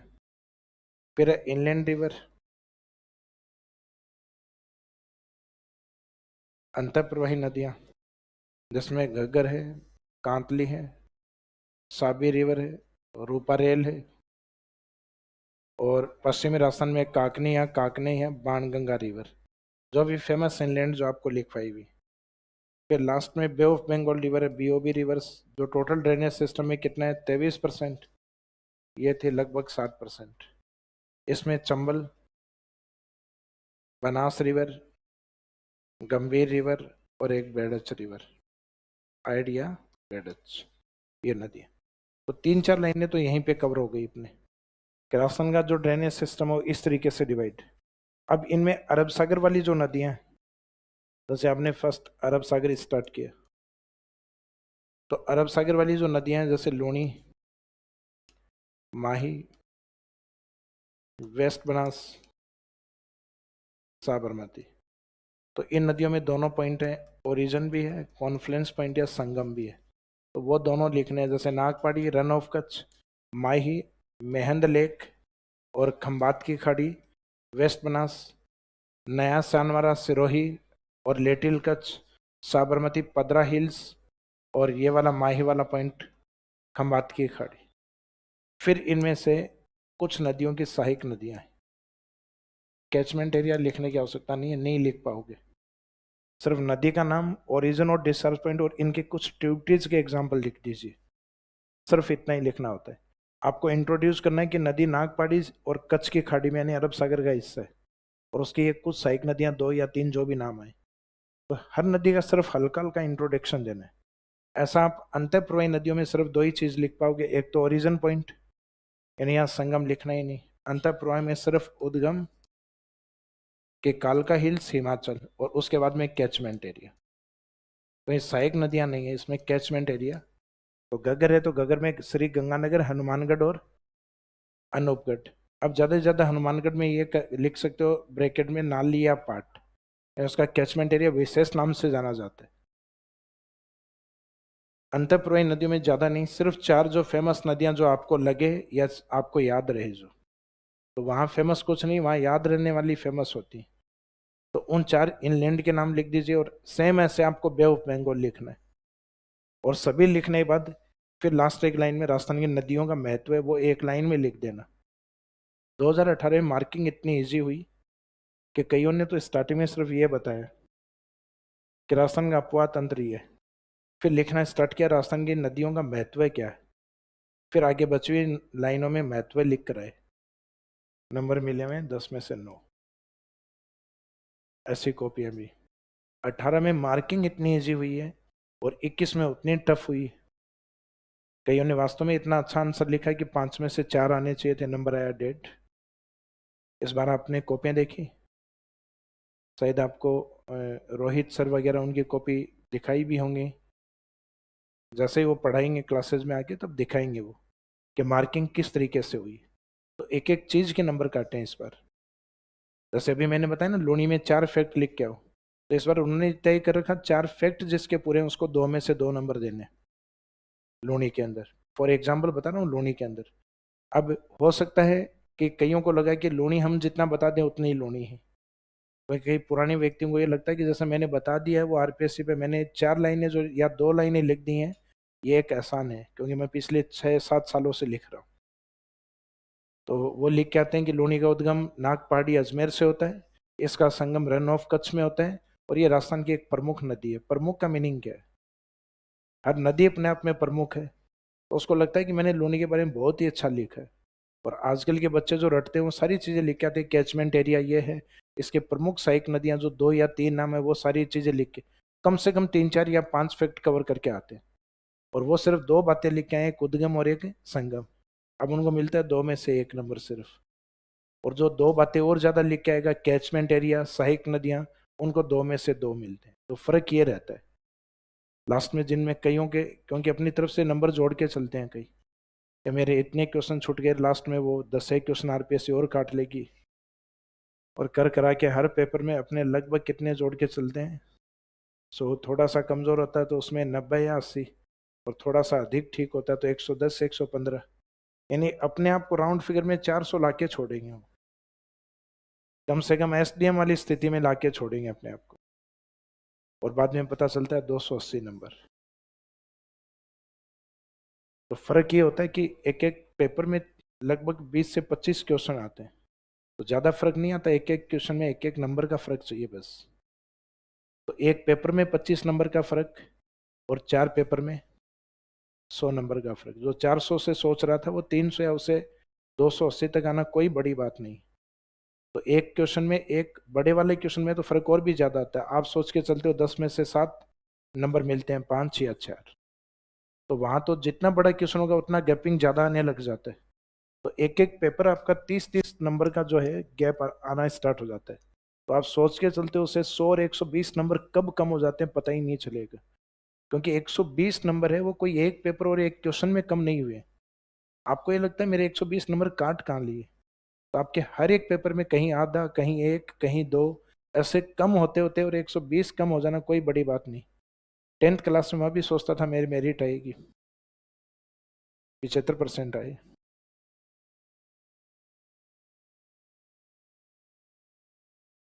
हाँ जी।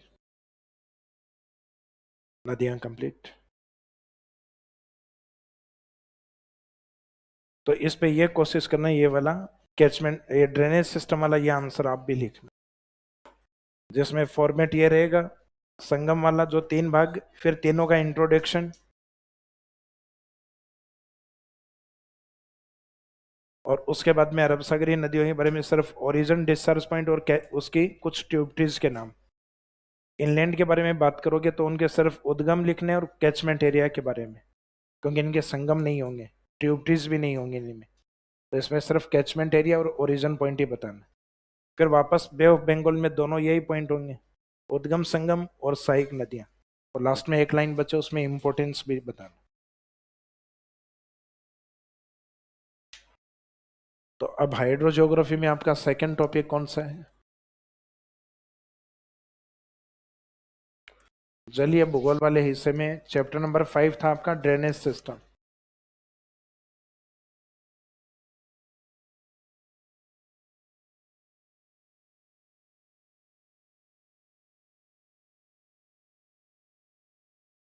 हाइड्रोजियोग्राफी में सबसे इंपॉर्टेंट टॉपिक है। नेक्स्ट है लेक्स ऑफ राजस्थान या राजस्थान की झीलें। तो नेक्स्ट हेडिंग डालिए झीलें।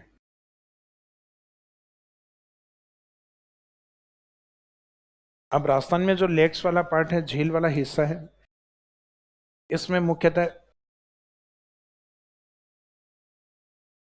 एक तो राजस्थान की झील है, उनको पानी की जो प्रकृति होती है, वाटर नेचर होता है, उसके अकॉर्डिंग 2 भागों में बांटा जाता है।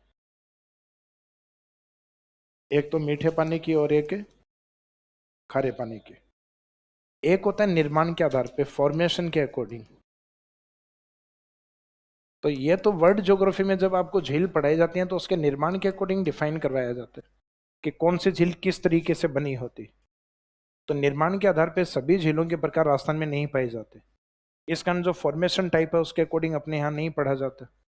अपने यहाँ तो कुछ स्पेसिफिक लेक हैं जो अपने फॉर्मेशन को लेके फेमस है। जैसे पुष्कर लेक, ये क्रेटर लेक है। जैसे नक्की लेक, माउंट आबू, वो क्रेटर लेक। एक अपने बारा में है, वो क्रेटर लेक यानी वॉल्केनिक लेक। क्योंकि ज्वालामुखी के मुख को क्या कहा जाता है? ज्वालामुखी के मुख जहां से लावा निकलता है, इसको क्रेटर कहते हैं। और पृथ्वी के अंदर अगर मैग्मा इसमें समाप्त हो जाएगा तो इससे लावा निकलना बंद हो जाएगा, और इस क्रेटर या इस मुख के अंदर फिर पानी भर जाता है। इसको कहते हैं क्रेटर लेक। तो volcano mouth is known as crater, ज्वालामुखी के मुख को क्रेटर कहा जाता है। और उस मुख में अगर झील बन जाए तो उसको क्रेटर लेक कहा जाता है। तो राजस्थान में कुछ क्रेटर लेक के एग्जाम्पल्स हैं। तो वो निर्माण के आधार पर ज्वालामुखी झील या क्रेटर लेक। जैसे मरुस्थलीय क्षेत्र में बालू का स्तूपों के बीच में टेम्परेरी अस्थायी पानी की झील बन जाती है तो उसको पलाया। तो निर्माण के आधार पर इसको डेजर्ट एरिया में टेम्परेरी लेक्स पलाया है। उन्हीं एरिया में अगर खड़े हिस्से में झील बना दे पाली वाला ब्राह्मण तो ये खड़ीन हो गई। समुद्री क्षेत्र पे, तटीय क्षेत्रों में जो झील होती है, यहाँ जो बनी होती है, इनको लेगून कहा जाता है। खारे पानी की झील होती है। तो सागर तट या कोस्टल एरिया में बनी हुई झीलों को क्या कहा जाता है? लेगून। ये केरल में टूरिज्म के लिए फेमस भी होती हैं, बैक वाटर, या इनको कयाल कहते हैं। ख्याल है वो तो अलग है, ये कयाल, ख्याल तो बाद में आएंगे। एक उच्च पर्वतीय क्षेत्र होते हैं जिनके ऊपर ग्लेशियर या हिमानी या बर्फ पाई जाती है, उस बर्फ के पिघलने से लेक बनती है, इनको कहा जाता है ग्लेशियर लेक, हिमानी झील। जो भारत में मुख्यतः कहाँ पाई जाती है? हिमालय क्षेत्र में, जैसे हिमाचल हुआ, उत्तराखंड हुआ, जम्मू एंड कश्मीर हुआ, लद्दाख वाला पार्ट हुआ, वहाँ ग्लेशियर लेक्स होती हैं। विश्व में सबसे ज्यादा जो लेक होते हैं फॉर्मेशन के आधार पे, वो ग्लेशियर लेक ही होते हैं। जैसे आप ध्रुवों की ओर जाओगे जहाँ थोड़ी बहुत बर्फ पिघलती है, छोटी छोटी झील बन जाती है। फिनलैंड का नाम सुना है? यूरोप के अंदर फिनलैंड का एरिया और राजस्थान का एरिया लगभग इक्वल है, एक जैसा एरिया है दोनों का। फिनलैंड में लगभग 1,87,000 झीलें हैं, खुद का एरिया है 3,38,000। राजस्थान के बराबर ही है, लगभग 3,42,000 के आसपास ही है। तो इसमें 1,87,000, यानी जिस कमरे में हम बैठे हैं उसमें भी उनकी 2 झीलें आ जाए, तो उनके यहाँ छोटी छोटी झीलें, उसको कहा जाता है हजारों झीलों का देश। हजारों नहीं, लाखों झीलों का देश है वो, लेकिन टैग उसको किसका है? हजारों झीलों का देश, द कंट्री ऑफ 1,000 लेक्स। किसको कहा जाता है? फिनलैंड को कहा जाता है। तो वर्ल्ड में सबसे ज्यादा जो लेक्स होती हैं वो होती हैं ग्लेशियर लेक्स। और एक समुद्र तट के किनारे भी बहुत सारी लेक होती हैं जिनको लेगुन्स कहा जाता है, जिसमें कुछ को हाईलाइट कर दिए गए, कुछ के कोई नाम नहीं है, कईयों के नाम उनके स्थानों के नाम से दिए हुए। तो भारत में लेगुन लेक है, वो सबसे बड़ी लेक भारत की लेगुन ही है, चिल्का। और लेगुन सबसे ज्यादा किस तट पे है? तब उसमें आंसर होता है केरल, क्योंकि केरल का बैक वाटर फेमस है वहाँ, उसके तटों के पीछे पानी जो लेगुन के रूप में। तो ये सारे एग्जाम्पल अपने राजस्थान में नहीं मिलते, इस कारण इस तरीके से अपने झीलों को पढ़ा ही नहीं जाता। निर्माण के आधार पर झीलों को नहीं पढ़ाया जाता, ना पूछा जाता है। अपनी बुक्स में शुरुआत होती है पानी की प्रकृति के आधार पे, या तो खारे पानी की झील या फिर मीठे पानी। तो अपना बेस ये रहेगा वाटर नेचर, पानी की प्रकृति। तो जैसे झील आपने हेडिंग डाला है, उसमें फर्स्ट लाइन में लिखो पानी की प्रकृति के आधार पर, अकॉर्डिंग टू वाटर नेचर, पानी की प्रकृति के आधार पर राजस्थान की झीलों को 2 भागों में बांटा जाता है। According to water nature, the lakes of Rajasthan are divided into two parts. According to water nature, the lakes of Rajasthan are divided into 2 parts. पानी की प्रकृति के आधार पर राजस्थान की झीलों को 2 भागों में बांटा जाता है।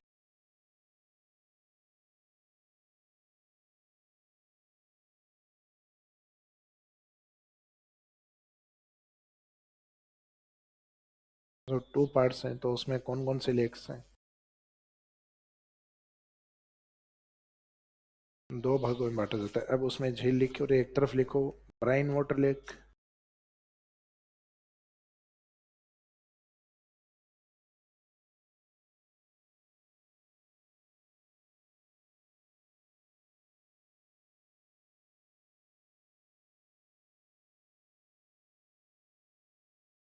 एक तरफ खारे पानी की झील और एक तरफ फ्रेश वाटर लेक।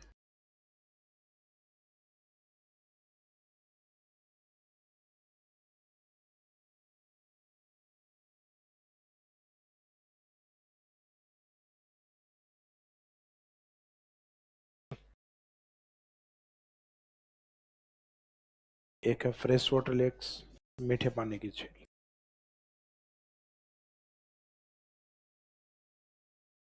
अब किसी एरिया में खारे पानी की झील है तो उसका कारण क्या है? तो यहाँ एक जनरल कॉज या एक सामान्य कारण अपन लिखेंगे इसमें, और इसके सामने इसका कारण। तो राजस्थान में कहा जाता है कि राजस्थान का जो पश्चिमी भाग है, यानी मुख्यतः डेजर्ट का हिस्सा, ये पहले किसका भाग था? टेथिस से का। तो यहाँ कहा जाता है कि ये जो खारे पानी की झील है, ये टेथिस सी का पार्ट है, ये टेथिस सागर का भाग है, उसका अवशेष है। अब कोई पूछे कि सागर का और महासागर का पानी खारा क्यों है फिर? जैसे कई बताते हैं ना भाई अपने को बचपन में, कि दादाजी बताते हैं कि बेटा ये सूरज है, ये सूरज है, इस सूरज से पृथ्वी पे रोशनी पहुंचती है। तो बच्चे पूछते हैं बाद में, सूरज के पास कहाँ से पहुंचती है? तो मैंने उसके पीछे भी कोई कारण होगा। तो वो हालांकि लास्ट में कह जाते हैं यहाँ भगवान बैठे हैं, वो हमें सबको रोशनी देते हैं। तो जहाँ लास्ट में भगवान आ जाते हैं वहाँ सारे साइंटिफिक रीजन समाप्त है फिर।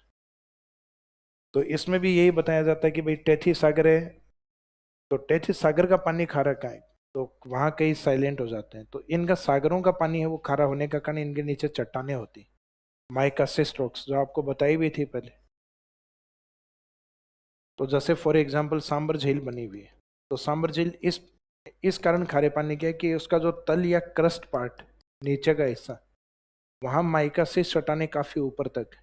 इस कारण ये सैलिनिटी झील में आती है, और इस सैलिनिटी के कारण इसका पानी खारा होता है। समुद्रों का पानी खारा इसीलिए है क्योंकि उनके सरफेस में ये चट्टानें पाई जाती हैं, माइका से strokes.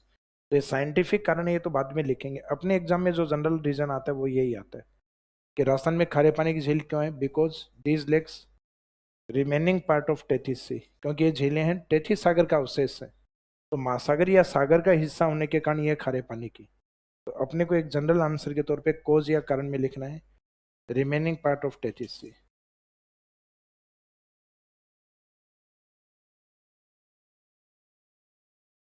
Remaining part of Tethys सी।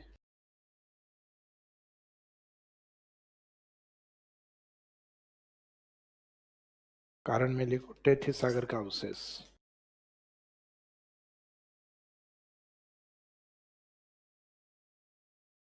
या सिंपल यही पूछा जाता है खारे पानी की झील किस सागरीय भाग का अवशेष है, टेथिस सागर का, रिमेनिंग पार्ट ऑफ टेथिस सी। तो इसके खारेपन का कारण यह है कि ये टेथिस सागर के अवशेष है। तो फिर मीठे पानी की, वो मीठे पानी की क्यों है, तो वो इसलिए है क्योंकि वो रेनी वाटर यानी बारिश के पानी पे डिपेंड है, और हमारा जो ड्रेनेज सिस्टम या नदियां वो किस पे डिपेंड है, वर्षा जल या मानसून पे डिपेंड। तो इसका मीनिंग ये वाली जो झीलें या तो नदियों पे बनी हुई हैं, और नदियां किस पे बनी हुई हैं, मानसून के जो नाले हैं उनके ऊपर बनी हुई है, यानी जो ट्यूबरीज हैं वो मिलके नदियों को बनाती हैं। तो इनका कारण बताना होता है, क्योंकि ये वर्षा जल या नदी जल पर आधारित, तो डिपेंड ऑन फ्रेश वाटर यानी river water and rainy water. तो इसमें कारण लिखिए मीठा पानी क्यों है, तो वर्षा जल या नदी जल पर आधारित।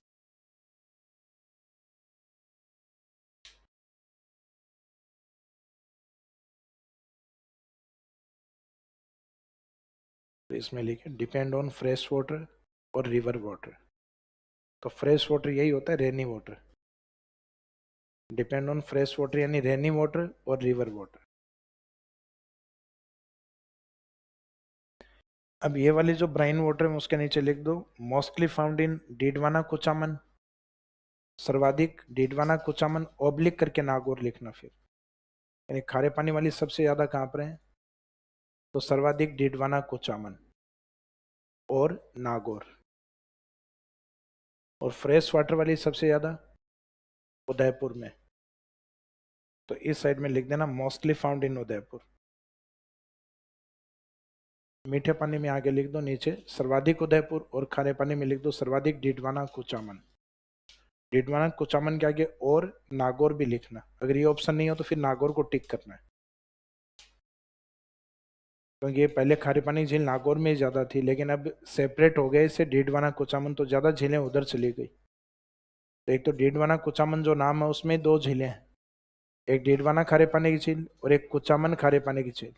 और एक सांबर में मिलने वाली जो तुरतमती नदी आती है वो नावा, तो नावा एक खारे पानी की झील का नाम, स्थान का नाम भी। तो अब नागौर की ओर जो मुख्य खारे पानी की झील वो डेगाना बची है, जो टंगस्टन के लिए फेमस एरिया है, तो उस एरिया में डेगाना के नाम से खारे पानी की झील। तो राजस्थान में सबसे ज्यादा झील तो बसे हैं मीठे पानी की, तो इस कारण उदयपुर को कहा जाता है लेक सिटी, झीलों की नगरी कहा जाता है।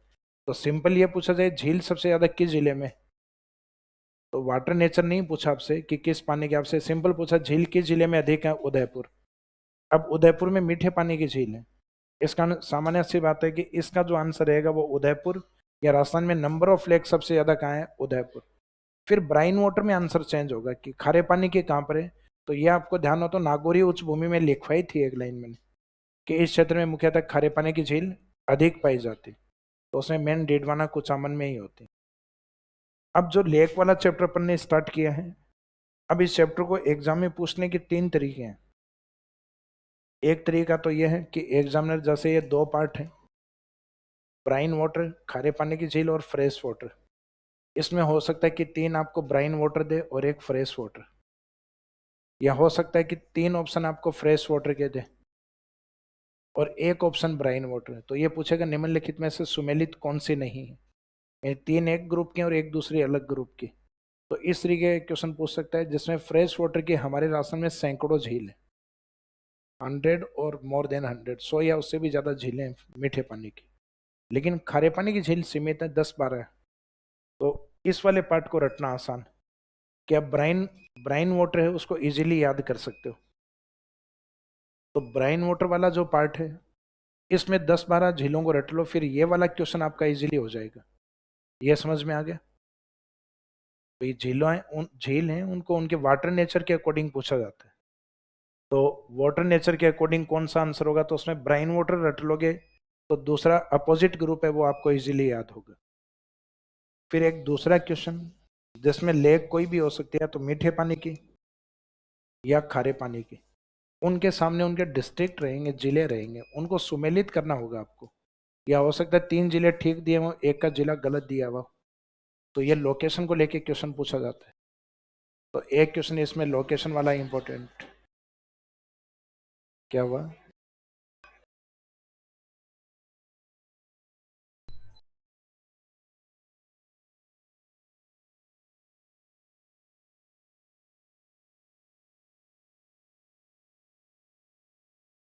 एक किसी भी झील की कोई करेक्टरिस्टिक्स या विशेषता आपको दी जाएगी, क्योंकि झीलों की कुछ झील हैं जिनकी कई विशेषताएं होती हैं, और वो विशेषता आपको पहचाननी होगी कौन सी झील के बारे में। जैसे फॉर एग्जांपल राजस्थान की सबसे बड़ी झील, तो आंसर रहेगा सांबर। राजस्थान की सबसे पवित्र झील, तो आंसर रहेगा पुष्कर। राजस्थान की सबसे ऊंची झील, तो नक्की झील। राजस्थान की सबसे बड़ी मीठे पानी की फ्रेश वाटर लेक जयसमंद। तो वो विशेषता आपको किस झील की है वो देखना पड़ेगा। तो वो झील जैसे जैसे हम कवर करेंगे उनकी विशेषताएं आपको लिखवाएंगे, तो चैप्टर के लास्ट तक आपको विशेषताएं धीरे धीरे याद होंगी। लोकेशन भी चैप्टर के लास्ट तक जब झीलों को पढ़ेंगे तो लोकेशन आपको बताएंगे, ये भी चैप्टर के लास्ट तक याद होता रहेगा। ये चैप्टर के स्टार्टिंग में याद हो जाएगा।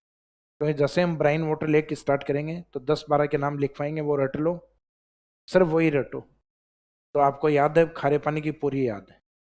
अब जैसे ही ऑप्शन में आएंगे तो आप पहचान जाओगे ये खारे पानी की है, और जो हमें याद नहीं आ रही वो तो ये मीठे पानी की अपने रटी नहीं। तो खारे पानी की लेक्स को यानी ब्राइन वाटर लेक्स को अच्छे से रट लीजिए, तो ये वाले क्वेश्चन फिर गलत नहीं होते, ये भी पूछे जाते हैं कई बार। तो स्टार्टिंग हम यहाँ से करेंगे ए वाले पार्ट से, ब्राइन वाटर लेक्स। तो ए हेडिंग में लीजिए खारे पानी की झीलें।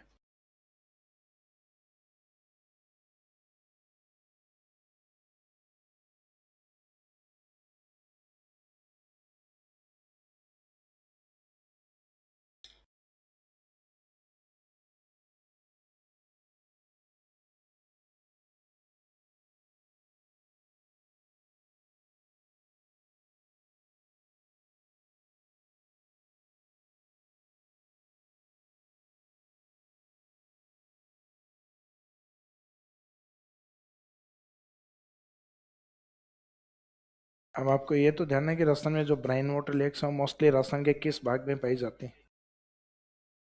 राजस्थानी नॉर्थ वेस्ट पार्ट, इस वाले हिस्से में होती है, उत्तरी पश्चिमी भाग। इंडिविजुअल डिस्ट्रिक्ट तो हमें पता है डीडवाना कुचामन, लेकिन राजस्थान के किस भाग में अधिक होती है, तो राजस्थान के उत्तर पश्चिम में अधिक होती है। ब्राइन वाटर का ऐसा कोई एग्जाम्पल नहीं होगा जो आपको पूर्व में याद होगा, क्योंकि पूर्व की अगर कोई एक आधी होगी तो हाईलाइट नहीं है कहीं भी। तो हाईलाइट जितनी भी हैं वो सारी पश्चिम के। पूर्व में इसलिए हाईलाइट नहीं है क्योंकि पूर्व में नदियां आज भी बहती हैं, और बहती हुई नदियां क्या करती हैं, सेडिमेंट जमा करती हैं, जिससे माइकासिस चट्टानें वो डीप में चली जाती हैं, और नदियों के जो फ्रेश सेडिमेंट है वो ऊपर रहते हैं। जबकि पश्चिमी राजस्थान में नदियों की कमी है, तो वहाँ माइकासिस चट्टानें कई जगह ऊपर तक है जहाँ पे सेडिमेंट जमा ही नहीं हो रहा है, क्योंकि नदियाँ नहीं बहती है उस एरिया में। इस कारण वहाँ सैलिनिटी का इफेक्ट ऊपर तक होता है। तो इसी कारण पश्चिमी राजस्थान में जो नहरों से हम सिंचाई करते हैं उसमें सैलिनिटी की प्रॉब्लम जल्दी आती है। जैसे हम कहते हैं आईजीएनपी कैनाल है, उसमें एक बड़ी समस्या ये है कि जिन जिन क्षेत्रों में हम सिंचाई कर रहे हैं उसमें सैलिनिटी बढ़ती जा रही है, क्योंकि वहाँ नेचुरली सैलिनिटी जो माइका से चट्टानी वो काफ़ी ऊपर तक है। अपन तो खुद ये लिखते हैं कि लूनी नदी सतह पे चलते चलते खारी हो जाती है, क्योंकि वो रन ऑफ कच्छ के नज़दीक जैसे ही पहुँचती है तो रन ऑफ कच्छ जो है वो माइकासिस चट्टानों का बिल्कुल जमीन के ऊपर एग्जाम्पल है। यानी रन ऑफ कच्छ बिल्कुल ऊपर है, बिल्कुल सफेद दिखाई देगा। आपको पिक्चर भी तो दिखाई थी रन ऑफ कच्छ की, नहीं दिखाई?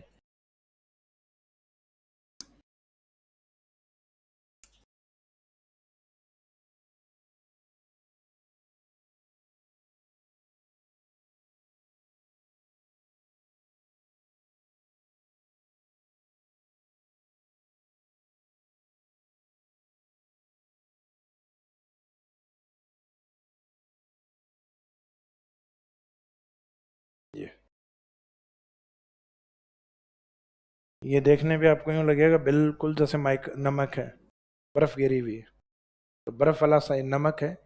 तो ये माइका से चट्टानें बिल्कुल सरफेस पे। तो ऐसी चट्टानें अपने जालोर और बाड़मेर के कुछ हिस्से में आपको दिखाई देती हैं बिल्कुल ऊपर, जहाँ सेलिनिटी, जिन एरिया को हम कहते हैं रण। लेकिन राजस्थान में रण के छोटे छोटे एग्जाम्पल है। और वैसा ही भारत का सबसे बड़े रण का एग्जाम्पल कौन है? रन ऑफ कच्छ या कच्छ का रण, जो भारत का सबसे बड़ा जिला भी है। अब बड़ा जिला इसलिए क्योंकि लोग सबसे कम है। अब दूसरा जिला बनाए भी तो किसको लेके बनाए? ये लोग ही नहीं रहते हैं, बहुत कम है। तो पॉपुलेशन कम है, इसका मतलब नया जिला बनना पॉसिबल नहीं। जैसे राजस्थान में जैसलमेर भले ही जिले बढ़ा दिए हों, लेकिन जैसलमेर से कोई नया जिला नहीं निकला है, जबकि जिला सबसे बड़ा था। निकलने की संभावना तो होनी चाहिए वहाँ, लेकिन इसलिए पॉसिबल नहीं है क्योंकि पॉपुलेशन ऑलरेडी वहाँ सबसे कम। क्या चीज़ है? और फोटो तो तुम्हें खुद जाना पड़ेगा और खींचनी पड़ेंगी वहाँ। सह परिवार। और तो किसकी खींचोगे? तो इसमें लिखिएगा,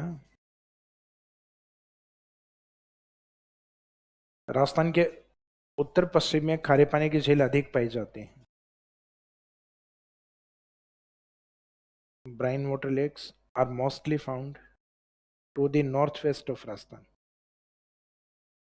राजस्थान के उत्तर पश्चिम में खारे पानी की झील अधिक पाई जाती है।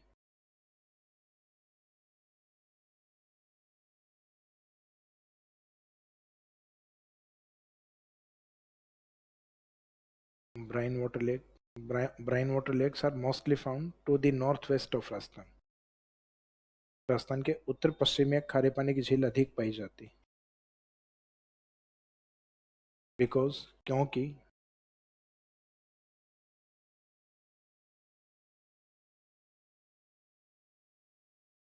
अब इसके आगे ये डायग्राम बना दीजिए। रीजन ये होता है कि जहाँ जिस एरिया में लेक होती है, यानी जो झील होती है, तो सामान्य सी बात है झील वहां होगी जहाँ पानी भरा हुआ है। अब उस झील का जो नीचे का तल वाला हिस्सा होता है वहां माइका से चट्टानें जमा होती है। NaCl, सोडियम क्लोराइड, नमक होता है। इन चट्टानों को क्या कहा जाता है? माइकासिस्ट।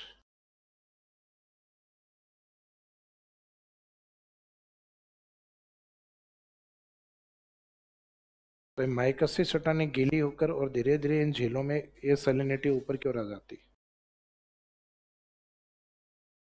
तो इन झीलों के नीचे वाइट सफेद परत आ जाती है। इसको जैसे जैसे हम हटाएंगे इस परत को, वापस से सैलिनिटी और ऊपर आ जाएगी। तो यहाँ लाखों टन मात्रा में नीचे माइकासिस चट्टानें ही जमा है। तो आप कितनी भी बार चाहे नमक निकाल लो, वापस नमक आ जाएगा। जैसे हम सांबर झील से 100 साल से भी अधिक हो गए नमक निकालते हुए, फिर वापस नमक कहाँ से आ जाता है? क्योंकि इसके नीचे हैं माइकासिस चट्टानें लाखों टन मात्रा में। तो ये समाप्त होना पॉसिबल ही नहीं है। जितनी पानी जितनी देर अवेलेबल होगा तब तक ये ऊपर आती रहेंगी। कहीं चट्टानें जैसे गीली होती हैं, तो इसमें कैपिलरी एक्शन के द्वारा, कैसिकत्व प्रक्रिया के द्वारा ये नमक ऊपर की ओर आ जाता है।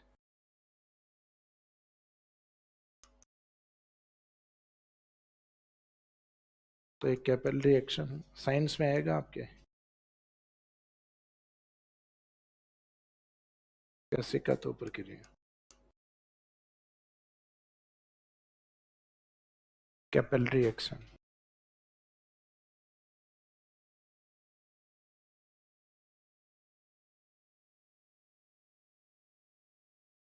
तो इसमें कारण ये है, खारे पानी की झील इसलिए खारे पानी के हैं क्योंकि इनके माइकासिस चट्टानें जमा है, कारण ये है इसमें।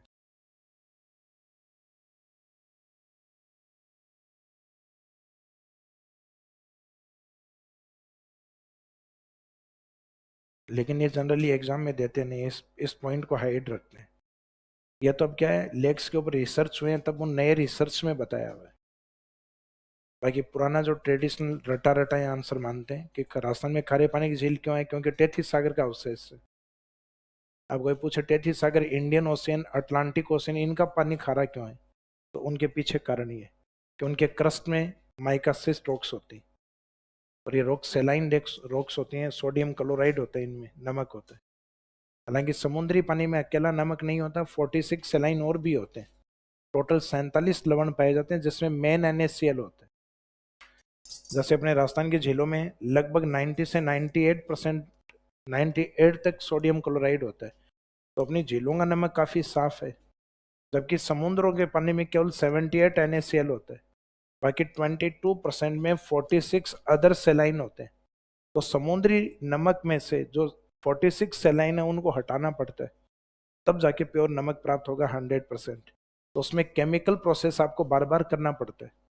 जबकि राजस्थान की झीलों में 98% तक NaCl है, तो इम्प्योरिटीज केवल कितनी है, अशुद्धताएं केवल 2%, जिनको मुख्यतः केमिकल प्रोसेस कम करना पड़ता है। इस कारण राजस्थान की झीलों का नमक सर्वश्रेष्ठ होता है।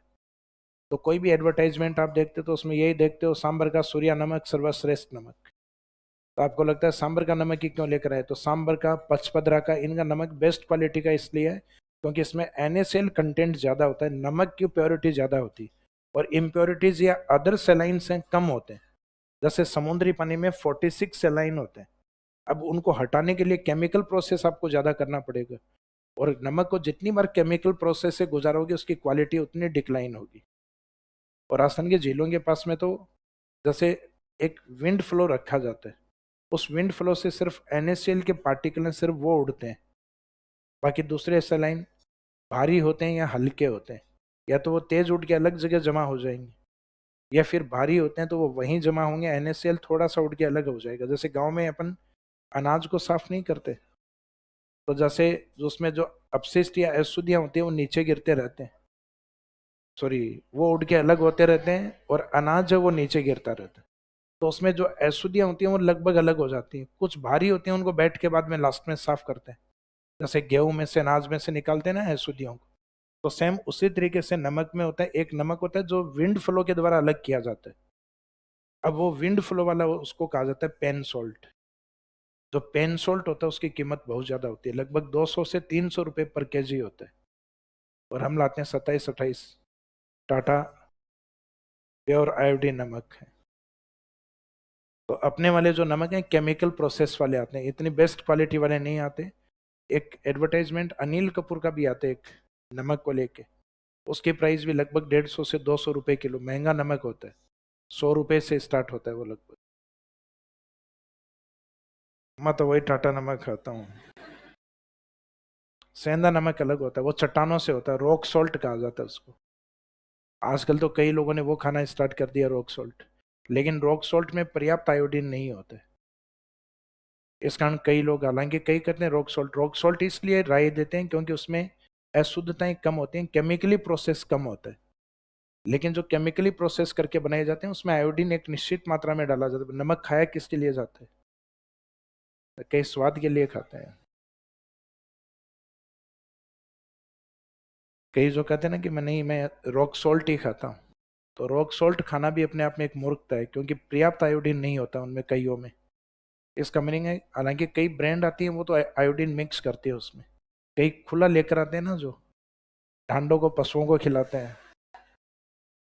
भाई गांव में पहले यही तो था अपने, भाई खुला नमक ला ला कर उसको कोट कोट कर बाद में आवश्यकता होती है पशुओं को, आवश्यकता होती है आदमियों के आटे में। हालांकि पहले क्या, अनाज में शुद्धता थी, कोई केमिकल नहीं था, फूड ग्रेन इतने साफ थे अपने, कोई हाइल्डिंग वैरायटीज नहीं थी। अनाजों की जितनी भी जिनसेस थी, जितनी नस्लें थी, वो देसी नस्लें थी। तो इसका मीनिंग उनके अंदर प्योरिटीज थी। अब जितनी भी आ गई हाइल्डिंग वैरायटीज आ गई, अनाजों के जिनसेस कन्वर्ट हो गए, जिनमें उनके जो गुण थे वो लगभग चेंज हो गए। तो इसका मीनिंग है उनकी क्वालिटी डिक्लाइन हो चुकी, केमिकल फर्टिलाइजर इतना देने लग गए हम। हालांकि पहले तो हम अनाज में देते हैं ना, अनाज फिर हमें देता है वापस। तो अभी जो जो कैंसरियस डिजीज हैं, कैंसर जैसी जो बीमारियां, उनका इतना तेजी से बढ़ने का कारण क्या है, तो कारण ये है कि ये हमने ईजाद किए। ये जो दोगे तो वापस लौट के तो आएगा ना। तो ये बढ़ने का कारण यही है कि ये हमारी देन है, किया तो जाता है। जैसे गांव के लोग हैं वो अनाज को देखते ही बता बता देते हैं ये देसी बाजरी है और ये हाइल्डिंग वेराइटीज, ये अलग वेराइटी, खा के दाने को खा के बता देते हैं, अपने से तो पता नहीं चलता क्या चीज।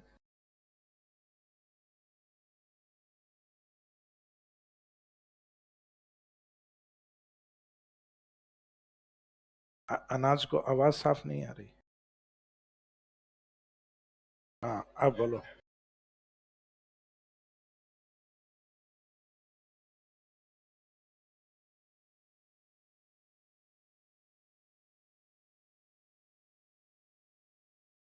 भाई कई स्टार्टिंग में प्रयास करते हैं, भाई हमारे जैसे ना, मैं बता रहा हूँ, मैंने मेरे में नाना जी को भी मैं कह के रखता हूँ बिना फर्टिलाइजर वाले बोना। तो कहते हैं बोए तो थे लेकिन बाद में लास्ट में लगा कि निकल नहीं रहे, या इतने इतने निकले जमीन में से। तो ये लगा कि यूरिया एक बार तो डाल ही देते हैं, तो कि एक बार हमने यूरिया डाल दिया तो बाद में वो इतने से निकल के इतने आए। और जैसे ही इतने आए तो यूं लगा कि एक बार में जब इतने आए हैं, जब दूसरी बार डालेंगे तो कितने आएंगे। तो उन्होंने दूसरी बार भी डाला, तब बाद में वो और डबल आए। बाद में वो कहते हैं नहीं बेटा बिना यूरिया वाले तो नहीं। होते हैं बहुत सारे किसान हैं जिन्होंने ऑर्गेनिक को अपनाया है, और ऑर्गेनिक वाले जो भाव होते हैं लगभग दो गुने होते हैं। भाई फायदा ऑर्गेनिक है उसमें प्रोडक्शन है वो ज्यादा होता है या कम होता है? कम होता है। कम होता है इस कारण उसकी वैल्यू ज्यादा होती है। तो किसान है वो जो धीरे धीरे इसको बोने लग गए हैं, क्योंकि लोगों के पास अब पैसे की कमी नहीं है, क्वालिटी की कमी है। तो पैसा तो हर कोई देने को तैयार है कि बढ़िया चीज दिलाओ, पैसे मिल जाएंगे। तो अब धीरे धीरे क्या है, किसानों को उनकी कीमत मिलने लग गई। पहले लोग पैसे देने को तैयार नहीं होते, भाई कोई बढ़िया क्वालिटी का बोता तो भी नहीं। जैसे गांव से कोई व्यक्ति लाता है ना, कोई टिंडे टिंड सी काकड़ी और ये लाता है, तो देसी में समस्या क्या होती है, ये टेढ़े मेढ़े आते हैं। जैसे काचरी है उसमें कहीं वो कानी हुई हुई है, टेढ़ी है, यही बोलते हैं अपन गांव के अंदर। तो अपने को ये लगता है कि जो घटिया घटिया थी वो लेकर आ गए, जबकि वो सबसे बढ़िया क्वालिटी की वो है। और शहर वाली होती हैं वो क्या होती हैं, इंजेक्ट की हुई होती हैं। वो इतनी सी होती है, इंजेक्शन दी कल सुबह, इतनी उस टेढ़ी मेढ़ी होने का टाइम ही नहीं मिला उसको। टाइम मिले तब टेढ़ी मेढ़ी होना उसको। अब घिया कल शाम को इतनी थी, उसको इंजेक्ट किया अगले दिन सुबह इतनी बड़ी घिया।